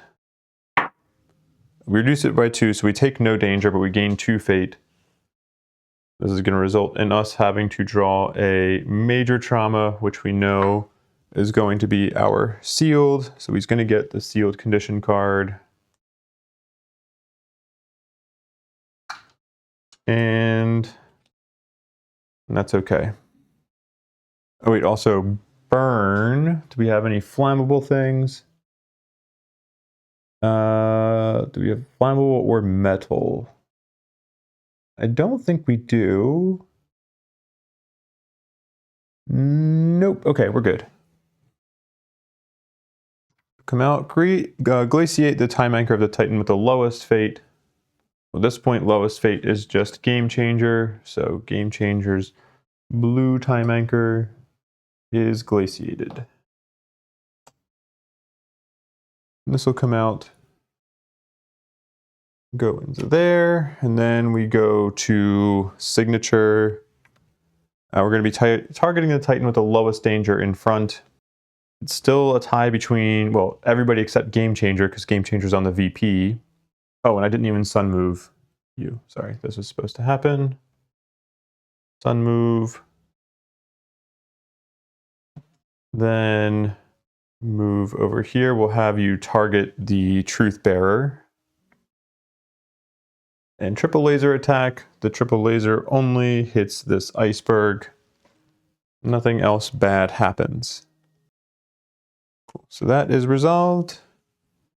And that's going to end that primordial round. All right, unfortunately, I need to go to work, so I can't actually finish this battle this morning. So I'll have to finish it at some point, but I'll be back shortly. All right, where were we? I think I'll start by letting our Dawn Burner die. Also, I don't remember if I mentioned this, but I did post this question in Discord about, well, let me get through the actual resolution of this first, and then I'll talk about it. So we're going to activate you, reposition your time anchor, put that down here. Then, start of our turn, we're going to resolve sealed by drawing and resolving a grave trauma. We know that our grave trauma is going to be disemboweled. We can't do anything about that because I didn't put any second chance on Dawn Burner. So Dawn Burner will die and we'll have to shuffle this back in. The question that I posted in the Discord was about the resolution, like the timing of resolving sealed, because we're dying right now. But does that mean that like we technically still discard sealed because we resolved it, but we're dead by the time we resolve it? So like, how does that work? The question was not answered in the Q&A, unfortunately. There were a good number of questions that got posted and only like 2 questions got addressed, unfortunately. So I don't know what the process is for how they're choosing which questions get addressed. But I'm going to play this that sealed does get resolved. We're going to lose 2 fate. We're going to, like, Dawnburner's still going to die, but we're going to lose the 2 fate. We're going to not have to worry about gaining a fated Nemos. I don't know. There doesn't seem to be an official answer. So in this case, I've played it the worst way earlier in the cycle. I'm okay with playing it a more favorable way now. Do as you so choose in your game. But you die for now. Everybody else will gain 1 rage because the Dawnburner died.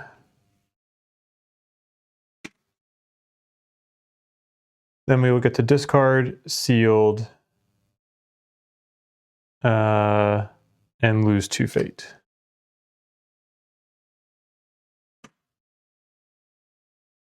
And that will end Dawnburner's turn.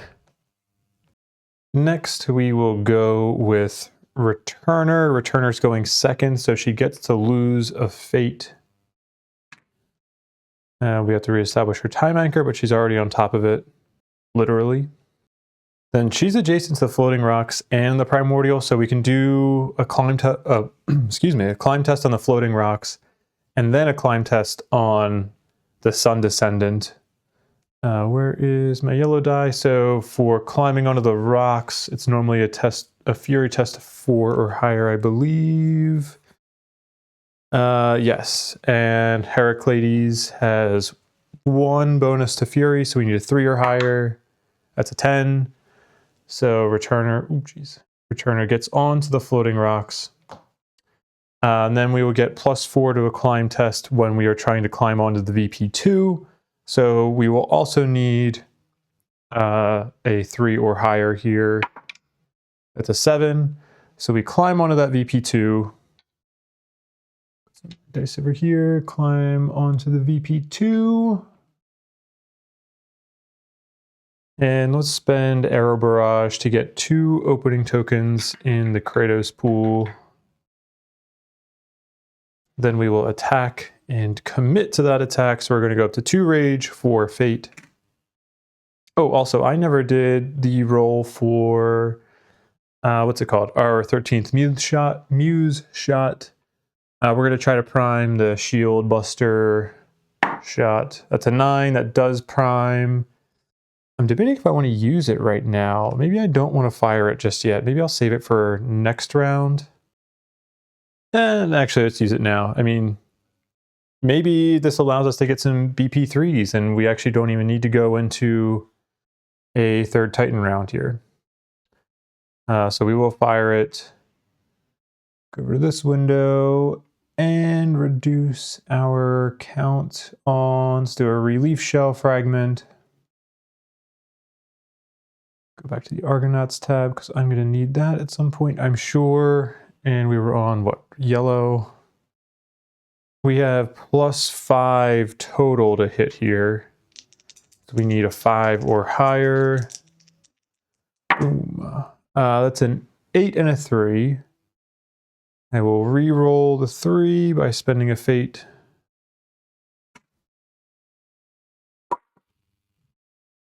Six. Okay, cool. That is just about what we needed. Sorry, I was like in my head preparing for like, oh shoot, what do I do if I don't get a second hit here because I don't think I can wound? It'd be very unlikely. But hopefully we're okay now because we have +1 power from being on the VP2. We have +1 power from Dahaka Blade. We have -1 AT from Writhing Cephalomuscles crit, and we have -1 AT from this. So we are just going to subtract 4 from wherever this BP value is. Don't have any auto tokens, so I can go ahead and draw that now. We are just going to have to do a measly 4 power here.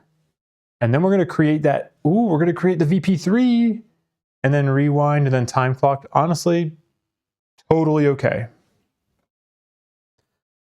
Totally okay. It's going to be 3 red dice, 2 black dice, and we only need to get 4 power on this. I think we'll be hopefully good.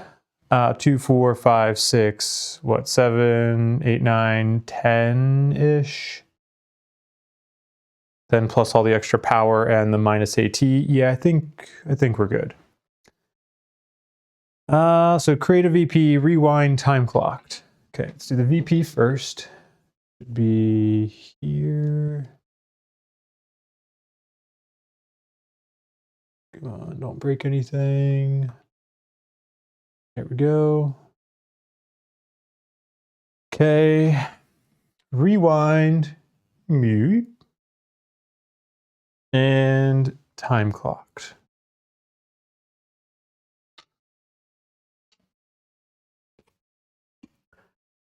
I guess the only reason that it would matter for doing both rewind and time clocked is like if you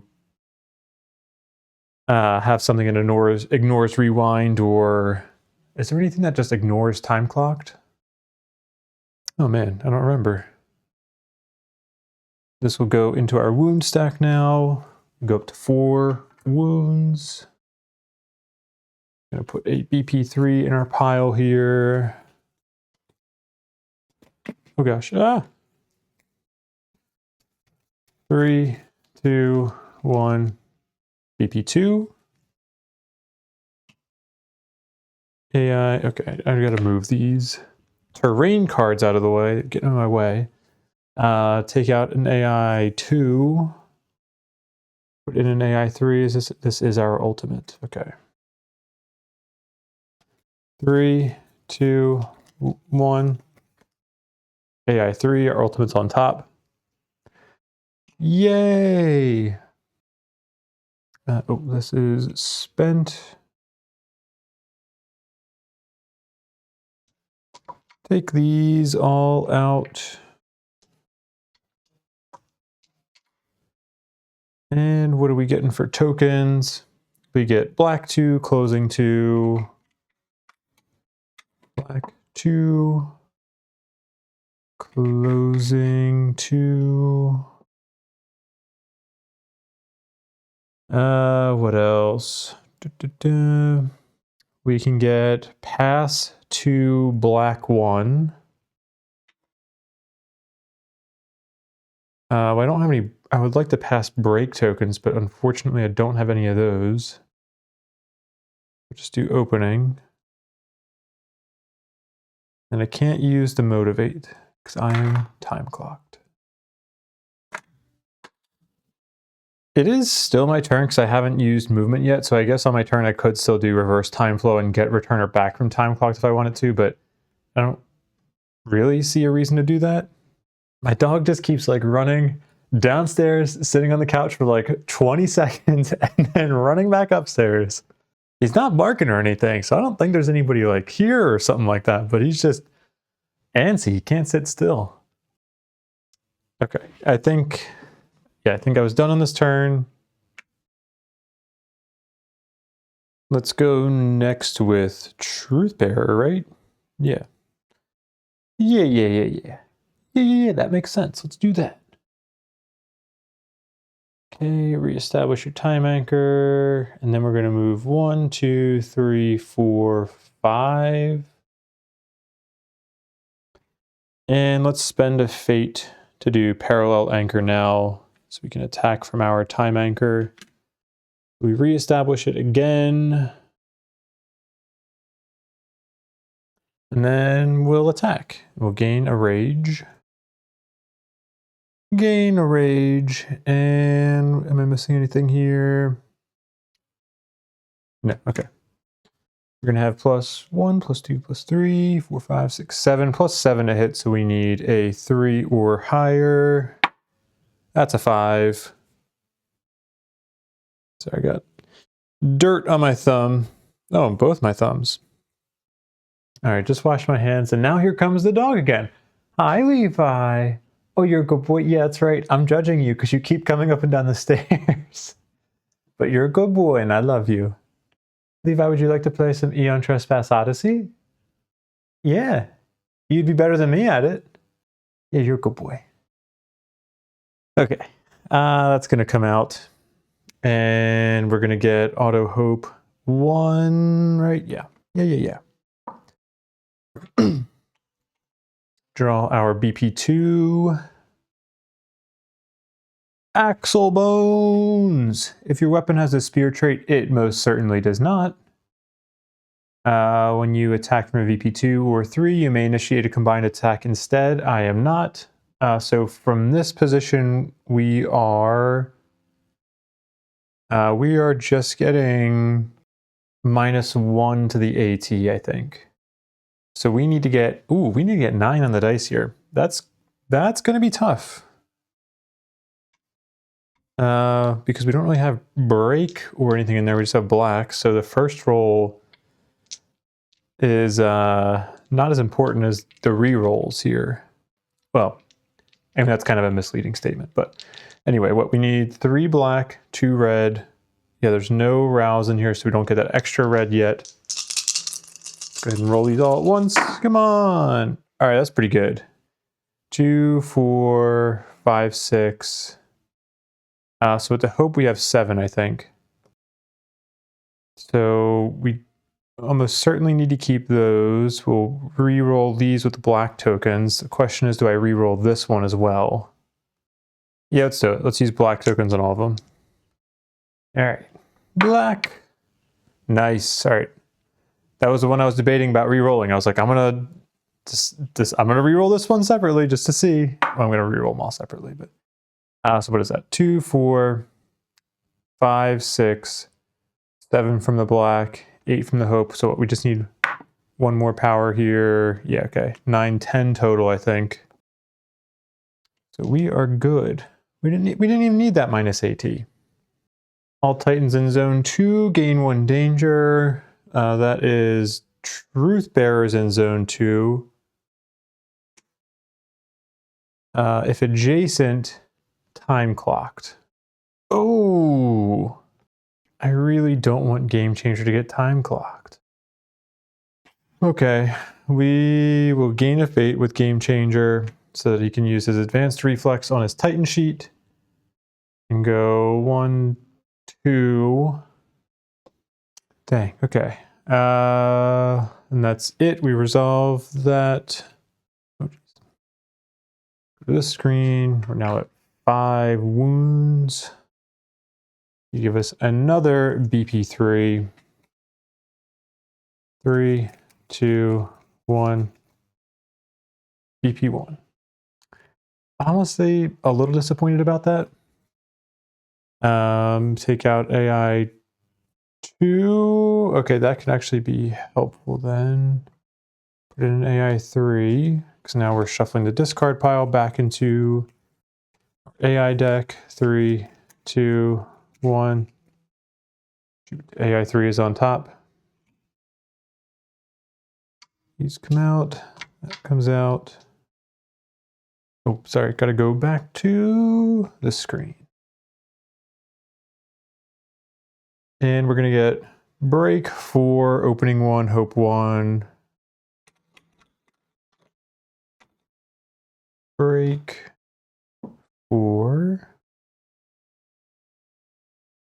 opening 1, hope 1. Oh, whatever. Grab it from here. And we can do 2 more break, another opening, another hope. Opening, another hope. 2 more break. Then he will burden to get an Ambrosia token off of Game Changer, and then Elation 1 to turn that Ambrosia into another opening token. Then I think we've taken care of all of our Kratos abilities. Then we get to lose a fate from placing 5 or more Kratos tokens in the pool. And that ends Truthbearer's turn. And lastly, let's go with Game Changer. Activate you, reestablish the old TA, that time anchor, as I almost knock over Truthbearer. Then for Muffled, we need to draw and resolve a major trauma. Boom. I draw this damn card all the time. I mean, it's not the end of the world. Like, it's not the worst negative trauma, but like, there's definitely worse. But geez. Really be interested to see like the count of like how many times I've drawn each trauma card, at least in the playthrough videos. Well, I guess especially now it's not too bad because we get to lose a fate from doing the muffled effect. And then discard this. Oh, you know what? Whoops, I will have to lose 2 fate. I could not have gained a fate to use advanced reflex with Game Changer because he was muffled at the time. I would have had to use Chronosphere warning system to not get time clocked. So now I think we're okay. I'm sure I've messed that up a few times in this playthrough. But hey, I told y'all in Cycle 2, I was like, keep an eye out for things in Cycle 3. Cycle 3 is where a lot of rules just start getting very gray area, and just a lot of things start overlapping. And the complexity really amps up a level.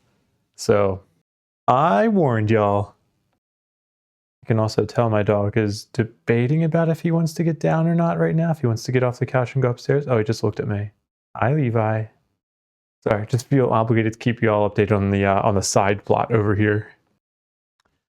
Let's do movement with Game Changer. We'll go 1, and then we will climb onto the rocks. Oh yeah, I forgot we have no Fury bonus with Circe Guard, so we're going to need a 4 or higher here. Okay, we got this. No problem. That's a 6.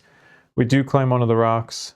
And now we're going to just try to go straight for that vantage point 3. Normally we'd need a 9 or higher, but we'll get +4 from the rocks, so we need a 5 or higher.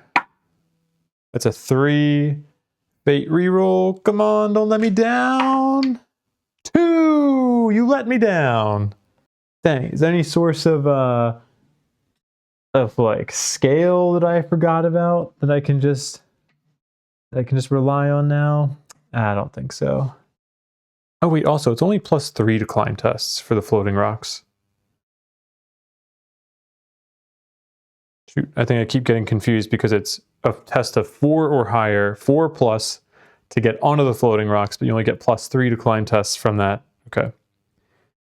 Oh, a Titan may move to a VP1 of an adjacent primordial with a free action. Oh, okay, I thought that cost movement. So, yeah, I guess with my free action, I can at least just go to the VP1. Right? Is there anything preventing me from doing that? Probably, but I'm not thinking of it. We'll gain a rage and attack with our Theogonius. We're going to get deadly here. We have 3 dice at +3. We have +3, 4, 5, 6. We have +6 total. So we need a 4 or higher. Boom. That's a 4, a 6, and a 4. Yeah, okay, so that just barely hits with 2 of them. I'm not going to push my luck and try to crit. There's also a chance I crit miss. We do get auto break 2. Not that we really needed more break tokens, but we're going to take them anyway. Also, get out of here, failed climb dice. Get a nice juicy 3 white dice and a black die. We don't have that extra red yet, but we will soon. Now we'll draw our BP1. Dump Tentacle. Oh, we're about to get time clocked again. Although, you know, it's not the end of the world. Oh, we can avoid it still too. We probably want to do that. But AT value of 7. It's reduced by 1 from this, so that's 6. We have +1 power from our VP, so we only need 5 on the dice here. Oh gee, I hope we get it. Well, it's 1, 2, 3, 4, 5 just from the power. 6, 7, 8, 9, 10, 11, 12, 13, 14, 15. Jesus Christ. Oh my God. That's 15 just from, oh my gosh, that's crazy. Theogonius, you crazy, stupid weapon, you. Oh, I did forget one thing. I did want to do, I apologize, I am retconning this, because I did it in my head. I did want to use Shaded for shade training. I forgot about that earlier. I'm not forgetting about it now. I'm doing it. There are no Titans in Zone 1 to gain a danger, but if adjacent, time clocked. Where do I want to, I mean, I probably just want to advanced reflex to here. Like, honestly, it's not that, getting time clocked wouldn't be too bad here.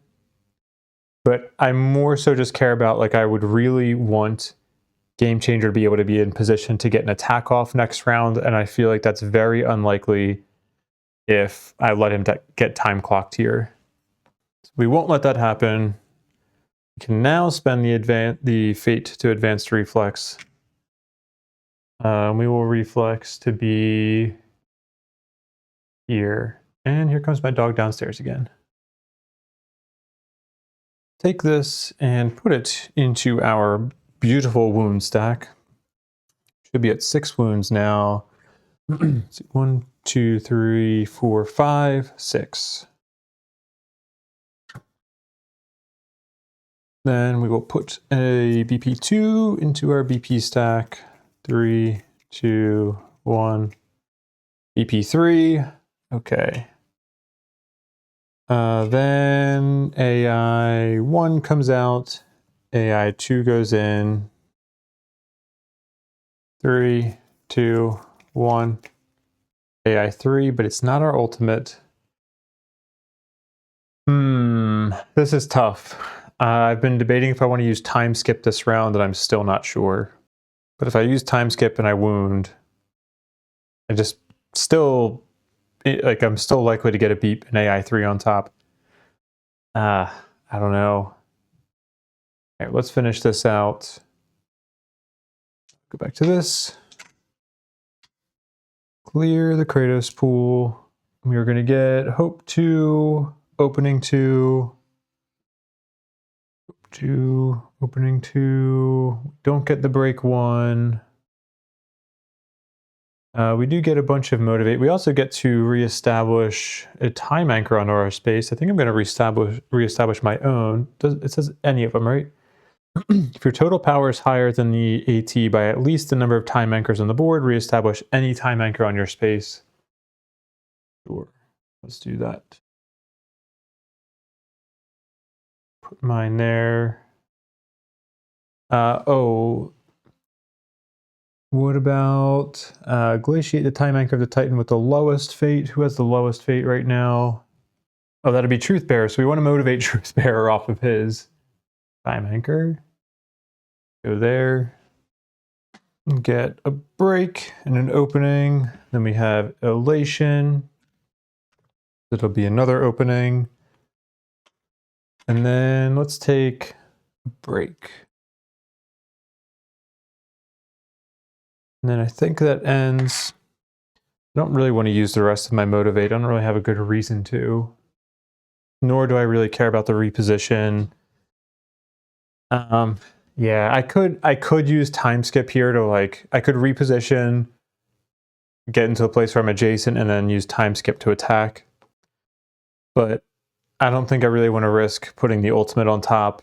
And I think I have a decent chance of wounding a BP3 with the Agonius, but I would feel a lot better if we could get onto a vantage point before we try that. Because even best case scenario, if I wound it, that brings us up to 8 wounds. We still have to go through another Primordial round. So I just don't think the risk is worth it there. And then the variability of the fail effect of that BP, or even the wound effect. We don't really know what that's going to look like. So I'm okay with the state of the board right now going into this next Primordial round. So I think we've got everything there. Yep. All right. So let's flip your tokens back. That comes off. That comes off. Cool. We will do a good old-fashioned... Well, sorry. We're going into the Primordial round now. Oh, yeah. Sorry. I'm jumping ahead of myself. Start of the Primordial round. We are going to do... extinguish possibilities. I almost said endless possibilities, which is basically the opposite. Minor, we don't have anything showing on top of our trauma decks except for the You Died Obel. We'll draw minor, major, and grave.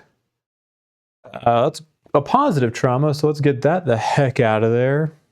Major trauma, ooh, giant gash, a nice, lovely negative trauma. We'll keep that right on top. Grave trauma. Ooh, break the wheel. Yeah, can't have that. An awakening? I don't think so. That would be fun. Then this comes out as well. Now I think we can proceed into Merciless Sun. So I didn't really need the shaded from, what's it called? Shade training, but I knew I wanted to do it, so retconned it anyway, because it could have come in handy. We'll do that, and then target the... Sorry, I'll put the card here so we can all read together. Target is the unshaded board. There's no Titans in the unshaded board. So we'll just proceed to after final attack, which is glaciate the time anchor of the Titan with the lowest fate. Lowest fate belongs to Truthbearer. Green anchor gets glaciated. Okay. Then rewind the Titan with the highest fate. That's going to be either Returner, who can't be rewound, or Game Changer, who's already on their time anchor. So really, it doesn't matter which one we do. Dealer's choice. I will let you, the viewer, imagine with your mind's eye which choice you want to make, and that's the one we made. Then we will get rid of Merciless Sun because we are just too good for that. And we will just instead get absolutely dominated by this AI3. His Master's Touch. I don't like the sound of that. Target is lowest fate in front. That is going to be our wonderful Truthbearer. Ooh, and it's going to be move and judge. I think we might be about to lose our truth bearer here, unfortunately. We're going to get a move and judge. And if we have 4 or... Oh, we don't have 4 paradox. Oh, hell yeah. I thought we had 4 paradox. Oh my gosh. Okay, great. Great, great, great. Okay. That changes things. Also, I read endurance test and realized I forgot to do the endurance test for my game changer and Dawnburner, because I think they were both... No, Dawnburner was not on the vantage point. It was just the game changer. But she did have +2. Okay, sorry. I know this is potentially game changing. Game changer. This is the downside of me walking away and coming back between rounds, because if I don't finish everything at the end of the Primordial run like I should have done for the endurance test, I forget until I read the word endurance and I'm like, oh yeah. Luckily, I think we can still catch up on this appropriately. So we would have had to do an endurance test of 7 or higher. For game changer, that would have been 5 or higher. 10. Okay, so they're fine. Luckily, even if worst case scenario, if I failed that, I would have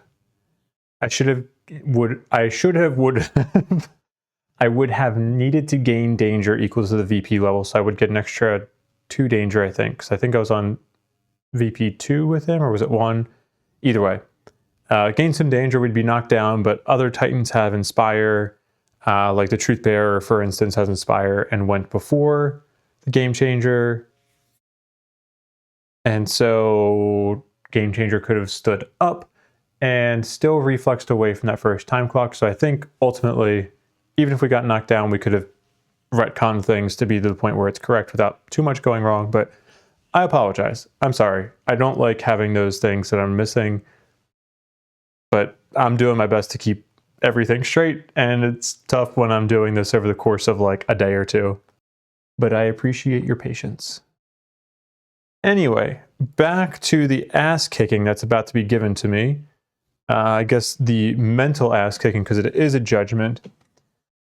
His Master's Touch is going to do move and judge. So that's going to get destroyed. That's going to get destroyed. And you have unlimited movement, right? Yeah, you do. Okay. Go there. And we don't have 4 or more paradox. We don't have 9 or more fate, so we don't have to worry about being erased from existence. But we're going to get 3 dice, and we have a 10 or higher for a will or endurance test. Our endurance is higher. Oh, wait, no, I'm sorry. That's Cersei Guard. For Otis 0, we have 0 endurance, 1 wisdom. Oh, no, it's will. 0 endurance, 0 will. That doesn't sound like a good recipe for living. Okay, but it's not doomed. And we really just need to try to get 1 judgment evasion here. So if we get incinerated, then... Actually, even if we get incinerated, I think we can still... Oh, and gain a doom. But I think we can still come back to life after incineration. I'll have to double check that. That might be wrong. That is no mental evasions. Do I gain 3 fate to re-roll them all? Let me double check incinerated. Okay, I mean, it's just an instant death effect. Erase from existence would prevent me from coming back to life, which is why I wanted to avoid that, but incineration, we should be okay with incineration, right? Because then we can just bring Truthbearer back to life with transient death instead of Dawnburner. We gain a doom, though. Ugh, I really want to avoid that.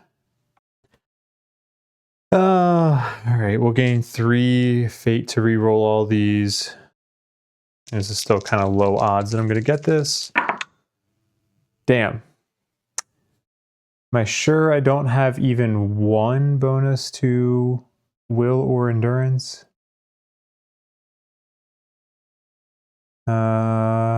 Yeah, I'm pretty sure. Dang, okay. Well, we're going to gain a Doom. We're going to go to Doom. We're maxed out at 7 Doom on Doom card 3A. That's not good. All right, and then we're incinerated. So Truthbearer dies. We can have Game Changer and Returner gain a rage. The burn does not matter anymore, and then after a final attack does matter. We'll place a Black Lake tile right there, almost in the dead center of the board. And that'll end that AI card. Then this actually kind of works out nicely. We're going to do Signature against the Game Changer. Move, lateral, and attack is going to put our Sun Descendant here. And we're going to get laser attack here, does nothing. This far one, this gets removed. And that clears the Glacier off the Time Anchor spot for our Truthbearer. So a nice little convenience that our Sun Descendant friend provided for us. Is our Sun Descendant friend Phaeton? Is it Icarus? Who's to say? That will end the signature. And now we have survived 3 primordial rounds, so as soon as we get our 8th wound, we should be able to just leave this fight. At the start of the Titan round, we will swap out Chronosphere Warning System, just put Transient Death over top of it. Then we can use that immediately. Let's lose a Titan from our Titan Stoa. Yeah, we lost a lot of Titans very quickly. I mean, losing 6 Titans from that Dehaka fight did not really help matters a whole lot. But now we can bring Truthbearer back to life on their Time Anchor. Actually, maybe I'm going to wait and do that as I'm just going to let Game Changer get through here first. The Game Changer is going to start. And we're going to go 1, 2, just in case we don't pass this climb test. Oh, there should be an extra opening in here. Haha, there should be, because the last one to attack was Cersei / Game Changer. We get an extra opening from Cersei boon. I'm going to gain 3 danger to do Shaded, not because I think I need it, but because I want that extra power from Argo Cryptex Gamma. Then I will initiate a climb test. Do I want to try to go all the way up to the VP3? Let's go for the VP2. We don't have any bonus. The smart move would probably be to go first with Returner. Attack with her, not to try to wound, but to let her get motivate Game Changer into place so that he could just do a climb test to get to the VP1 and then use movement to get up to the VP3.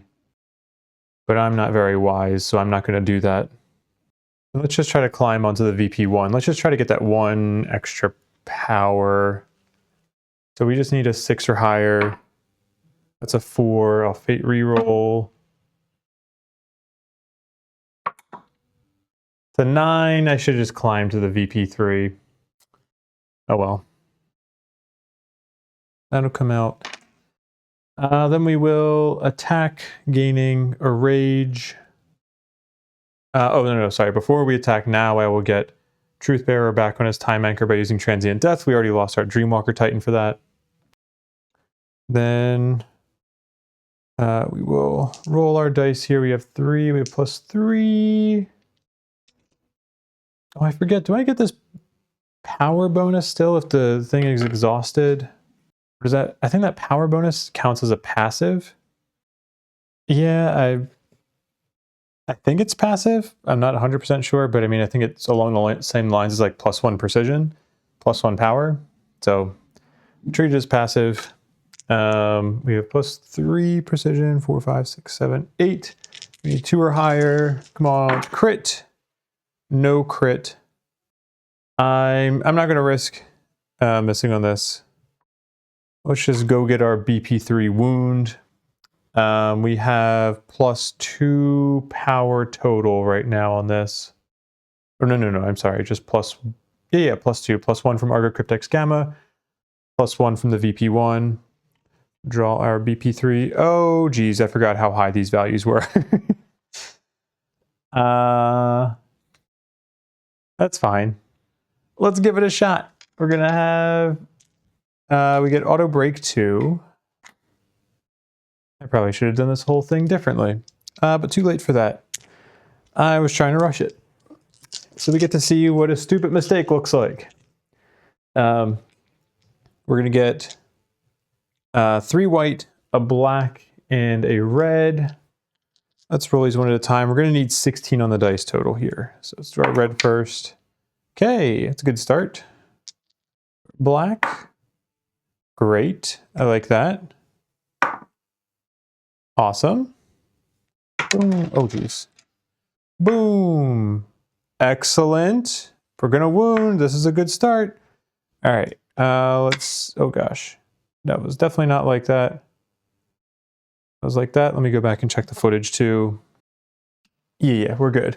Also, I just realized that there is like, I don't know how long this has been here. Has it been for multiple videos? There's like a weird green line over here.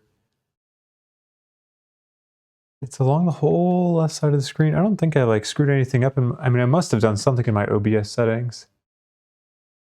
Maybe it's my camera. Whatever. I'll figure that out later. But it's not interfering with anything now. So where were we at? We were counting. 1, 2, 3, 4, 5, 6, 7, 8, 9, 10. I think we just did it because we have 6 things between our break and our hope here. We needed 16 on the dice to be able to break to do this. We have 10 power, 2, 4, 5, 6, 7, 8, 9, 10, 11, 12, 13, 14 from the break, 15, 16. Boom!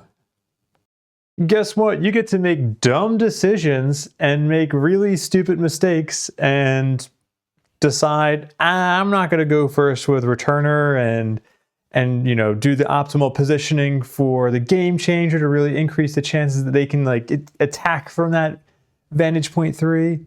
No, I'm just going to do the stupid thing and just go for game changer first. And it's okay. I have so much room for forgiveness because I have the strongest weapon in the first 3 cycles campaign, at least.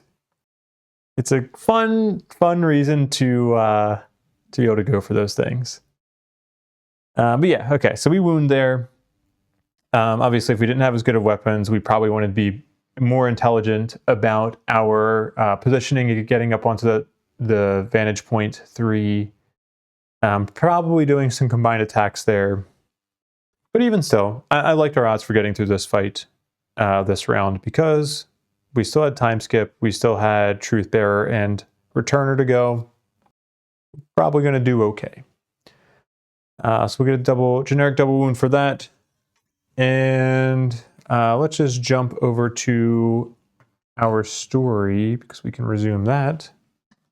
Oh, it looks like the next part of our story was just reading the story card, but we can also do the next doom as well.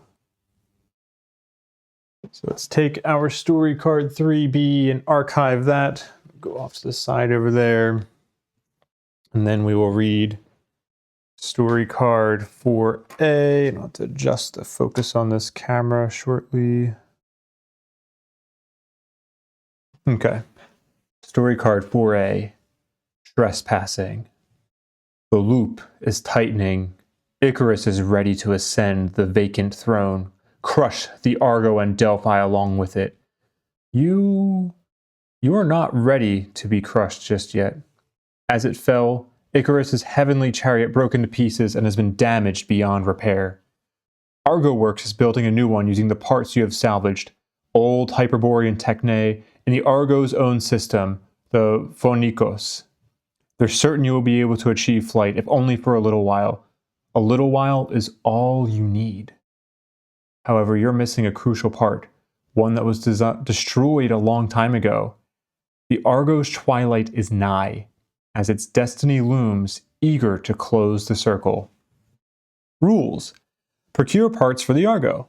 When this card is revealed, perform a divine surge. Woohoo! We can get ready to fight the Dahaka. Add the Trespass event to the timeline X days from now. From today. During the story step of that day, see 0135. X is, what day are we on? Check scribe here. We are on day 79. So 3 days. Wow, just barely outside of reach of 2 days, but that's okay. Let's go to this real quick. So we put it on day 82. What was the thing that I was supposed to write down? What's it called? Trespass event.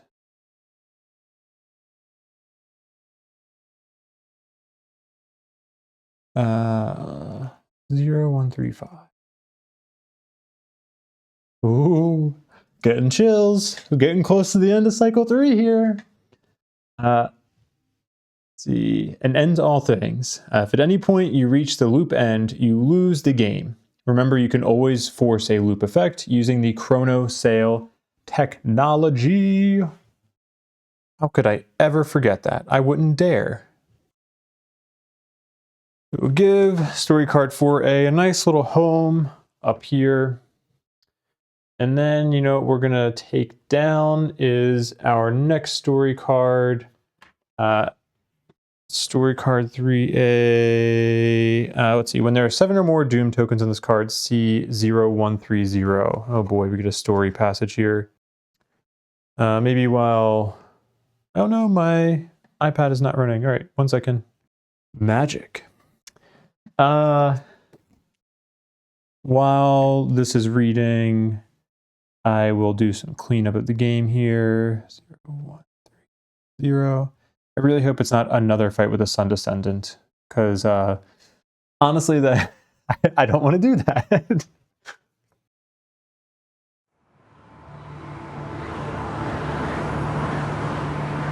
Storm winds whip at the Argo, a howling maelstrom that threatens to block out the world. Icy flurries of snow and sleet barrage your home, sending shivers down your spines. The storms have been steadily worsening with each passing day. Black thunderclouds choke the heavens, while brilliant flashes of emerald and violet energy tear across the rare patches of clear sky, casting uncertain, eldritch shadows across the city ship. Layers of hoarfrost have formed upon the Argo's prow, and more than once have you been forced to send crews down into the frigid waters to chip away clumps of ice that have attached themselves to the hull like limpets. The Argo lurches, coming to an abrupt halt.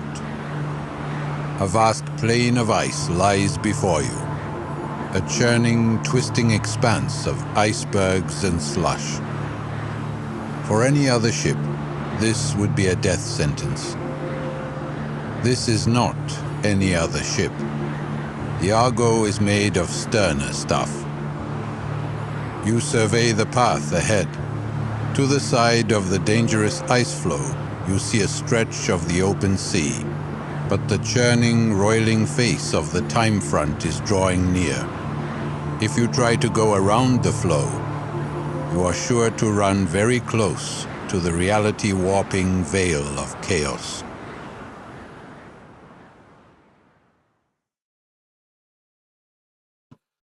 All right, 2 options. Option 1. The Argo, while not invulnerable, can take the hits. Better to risk some physical damage than to endure the paracausal chaos that the storms of the time front will inflict upon you. Have the Argo power through the ice floe and avoid the wild energies of the time front. Okay. Option 2. You cannot risk your home in the teeth of the ice flow. Better to chance the time front and take the long way around the ice. Order the Argo to sail around the ice flow and closer to the time front. It seems kind of dumb to go through the time front because we're always trying to avoid it during the battle. Let's go with option 1 here. And I think this might end up working out from a diplomacy standpoint too. We are going to lose a diplomacy with the Delphians and gain one with the Sun Heirs. And then we are going to lose a hull, but we're going to try to save against that. So we're going to gain an Argo Fate. I did already, FYI, I already lost, actually before we proceed with this, I already lost my Argo Fate from this battle. I lost to the, what's it called? Dawnburner Titan, and I gained the Pygmalion track mark. Here's our current standing of resources as well. And our track mark there. We're going to gain our Argo Fate 3, and we need a 6 or higher. Oh wait, what's the sun shielding? If I lose a frozen time, I could try to bring the roll down to a 4 or higher. No, let's just do the Argo Fate. So we'll go for 6 or higher. Nice. That's a 6. We are okay. Go back to our voiceover and see 131.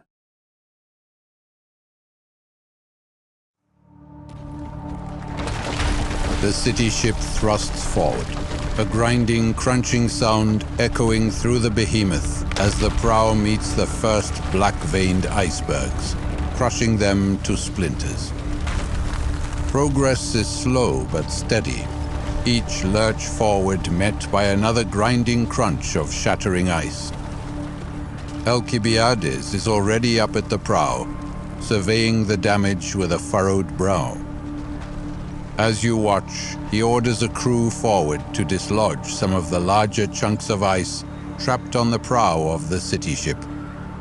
Blackened shards of frozen ambrosia that are quickly removed and taken below deck for processing.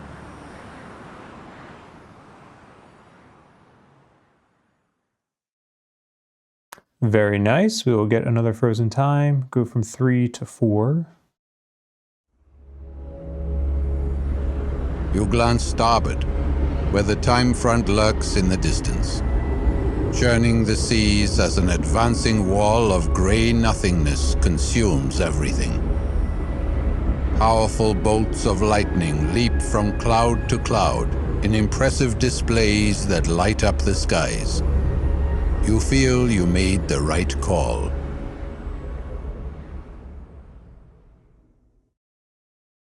Hell yeah. Subtract an Argo Fate, baby! So we go from 3 to 2. Oh, then we have to check our choice matrix here.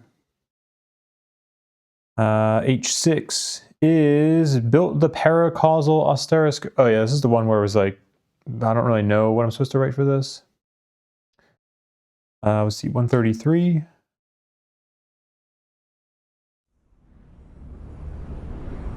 As you allow yourselves to relax, the hazards behind you, there is a sudden, ear-splitting peal of thunder. A bolt of energy leaps forth from the distant time front, spearing from one horizon to another as it lunges toward the Argo. As if drawn like a fish on a hook, the emerald and violet barrage of raw power strikes the city ship's upper deck, finding the Tolos of the paracausal asteroscope.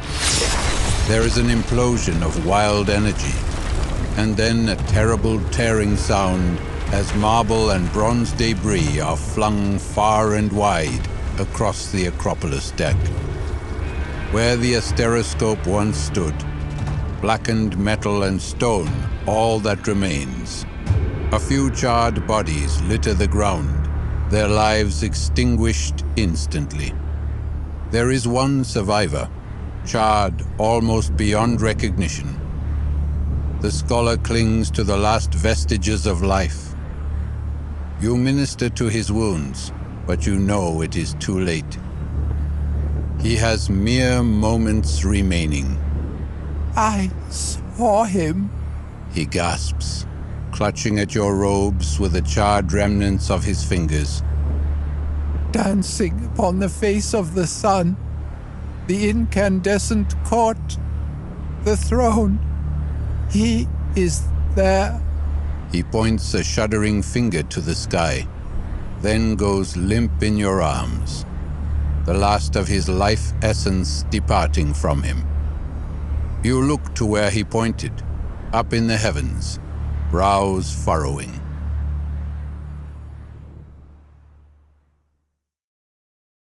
Oh no. I think I know where this is going. Gain an Argo knowledge, doesn't matter. Gain a progress token. Oh, wait, yeah. Was there anything that said we transferred progress tokens from card? I guess we were technically on 3B before. Do any of them carry over to... No. I guess not. So, yeah, sorry. I should have been on 4A. Yeah, oh, what a waste. This is dumb. Lose a crew. No, let's try to prevent that crew loss. Oh, you know what? Actually, I think we're on a Sun Heirs tile. So if we gain an Argo Fate, we'd have to do a test of 7 or higher, which is actually going to be 9 or higher. I don't feel very good about those odds. I could lose a Frozen Time and roll for a 4 or higher, but I can't re-roll that. It's not a test. Let's just take the crew loss.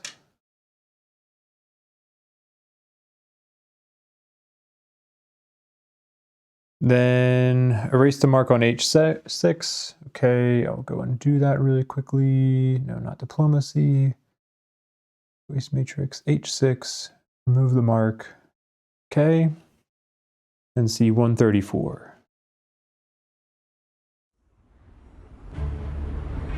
Another rumble tears through the world, a terrible growl that you feel in the depths of your bones. You glance back to the stern of the city ship, behind which you can see the still roiling face of the Time Front. And now a familiar figure, the bloated, tentacled form of the primordial sun descendant, a mountain of writhing flesh twisted by infinite possibility. A beam of raw, limitless incandescence spears forth from the monstrous being, striking the shifting gray mass of the Time Front. To your amazement, the boiling wall of nothingness stutters backward from the assault, recoiling like an amorphous living organism. It is difficult to watch, the pure brilliance of the attack painful on your mere mortal eyes. But slowly, inexorably, the Time Front is pushed backward. Then, just as suddenly as the attack began, the beam of light is gone, and the sun descendant sags a little, almost as if relaxing after some exertion. What have you just witnessed?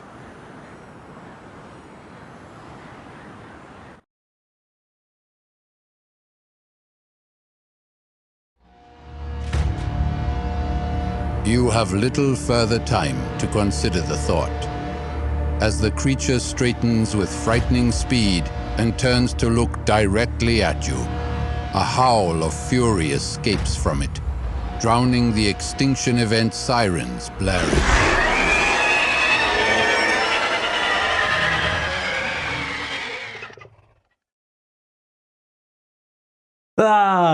Okay, well, I guess it's a good thing I have this battle mostly set up. I'll have to swap out the Dawnburner Titan and maybe change out my loadout a little bit. I'm going to do this battle off camera, but let's go ahead and increment our evolution here. So let's go to 5 on this. And I'm just going to do the reading for Doom 3B now, just so we can kind of close out this story video. Then I will do the battle with the Sun Descendant. We'll come back into the video on the next day. Although I'm gonna have to, remember, let's read 3B first. Fade to black. Time and space are compressing. The loop was thought to be infinite, just like the gods before the Eschaton were thought to be omniscient and omnipotent. The bitter, liberating truth is this: nothing is ever all, nothing is forever. As the walls of entropy close all around you, the sun's descendant, false scion of the gods, sits atop Helios' domain and looks down on the mortal world. Not long now, he thinks. Not long at all. For the purposes of all effects, treat your paradox value as 1 higher when there are 7 or more doom tickets in this card, C0259, which probably means we would lose the cycle. Okay, so we'll just go ahead and put this up at the top here. Yeah, let's talk about the remaining videos for the cycle. Just because I do really want to close this out. I hate like not recording content just for the sake of not recording it, but we're getting to the point where like there's a lot of things. The main thing I want to happen with the adventure phase coming up is that I would really like to spend a little bit of time sailing around to try to find, I can just show this, sailing around to try to find enough adventure hubs to close out the coming of age hub. I'm a little doubtful we're going to be able to do that. I'm kind of debating about like once we unlock the story card 4B, maybe we just go straight into that final battle, because we have how many days here? We have, I mean, what, 10 days to find 3 adventure hubs. Unfortunately, I think that is going to be just kind of impossible to do. Maybe not impossible, maybe super unlikely. But that's the only thing I really care about trying to do adventure-wise. Battle-wise, I still want to fight the Dehaka with the winnowing battle. We're only going to get 1 shot at it, I think. Well, 2 shots, because I do have the core, not the core, the final tier. So we will be doing a video for that. But I think the last, like, I may spend some time trying to do some adventuring just to see like how many adventure hubs we can find in a short period of time. But I hate, just for the sake of the videos, I hate missing out on the closing out that final adventure hub. So we'll see. Even if I don't get the adventures, maybe what I'll do is I'll still like go through that final Omega adventure just so we can experience the story of it on the playthrough. Not take any of the bonuses or anything from it. But just if you happen to be following this playthrough along and you're interested in the story, I don't remember what things we can learn from that we may not already know, but we'll see. Let me figure it out. Potentially, I may cheat and just reread that story on my own, just to see like, are there important things that we do need to cover in it? Because if not, maybe we'll just do the Dehaka battle and then we'll wrap up the cycle with the finale. Long story short, I think the next video for you is probably going to be me doing the winnowing battle. After that will probably be the finale video, maybe just part 1, depending on how long the finale takes. The past couple cycles, it's been very long. I'm debating if I want to split it into multiple parts this time. But then if I do that, then I might just put some of the story from that last adventure hub in the beginning part of that video and just do the readings then. That's all I got for you today. I am gonna have to go into another battle with the Sun Descendant. So wish me luck. Hopefully it'll go a little bit more smoothly this time. Hopefully we'll get some better trauma draws. But that's all I got for you. Thank you very much for watching. I appreciate your time. And as always, I will see you in the next video. Take care. Goodbye.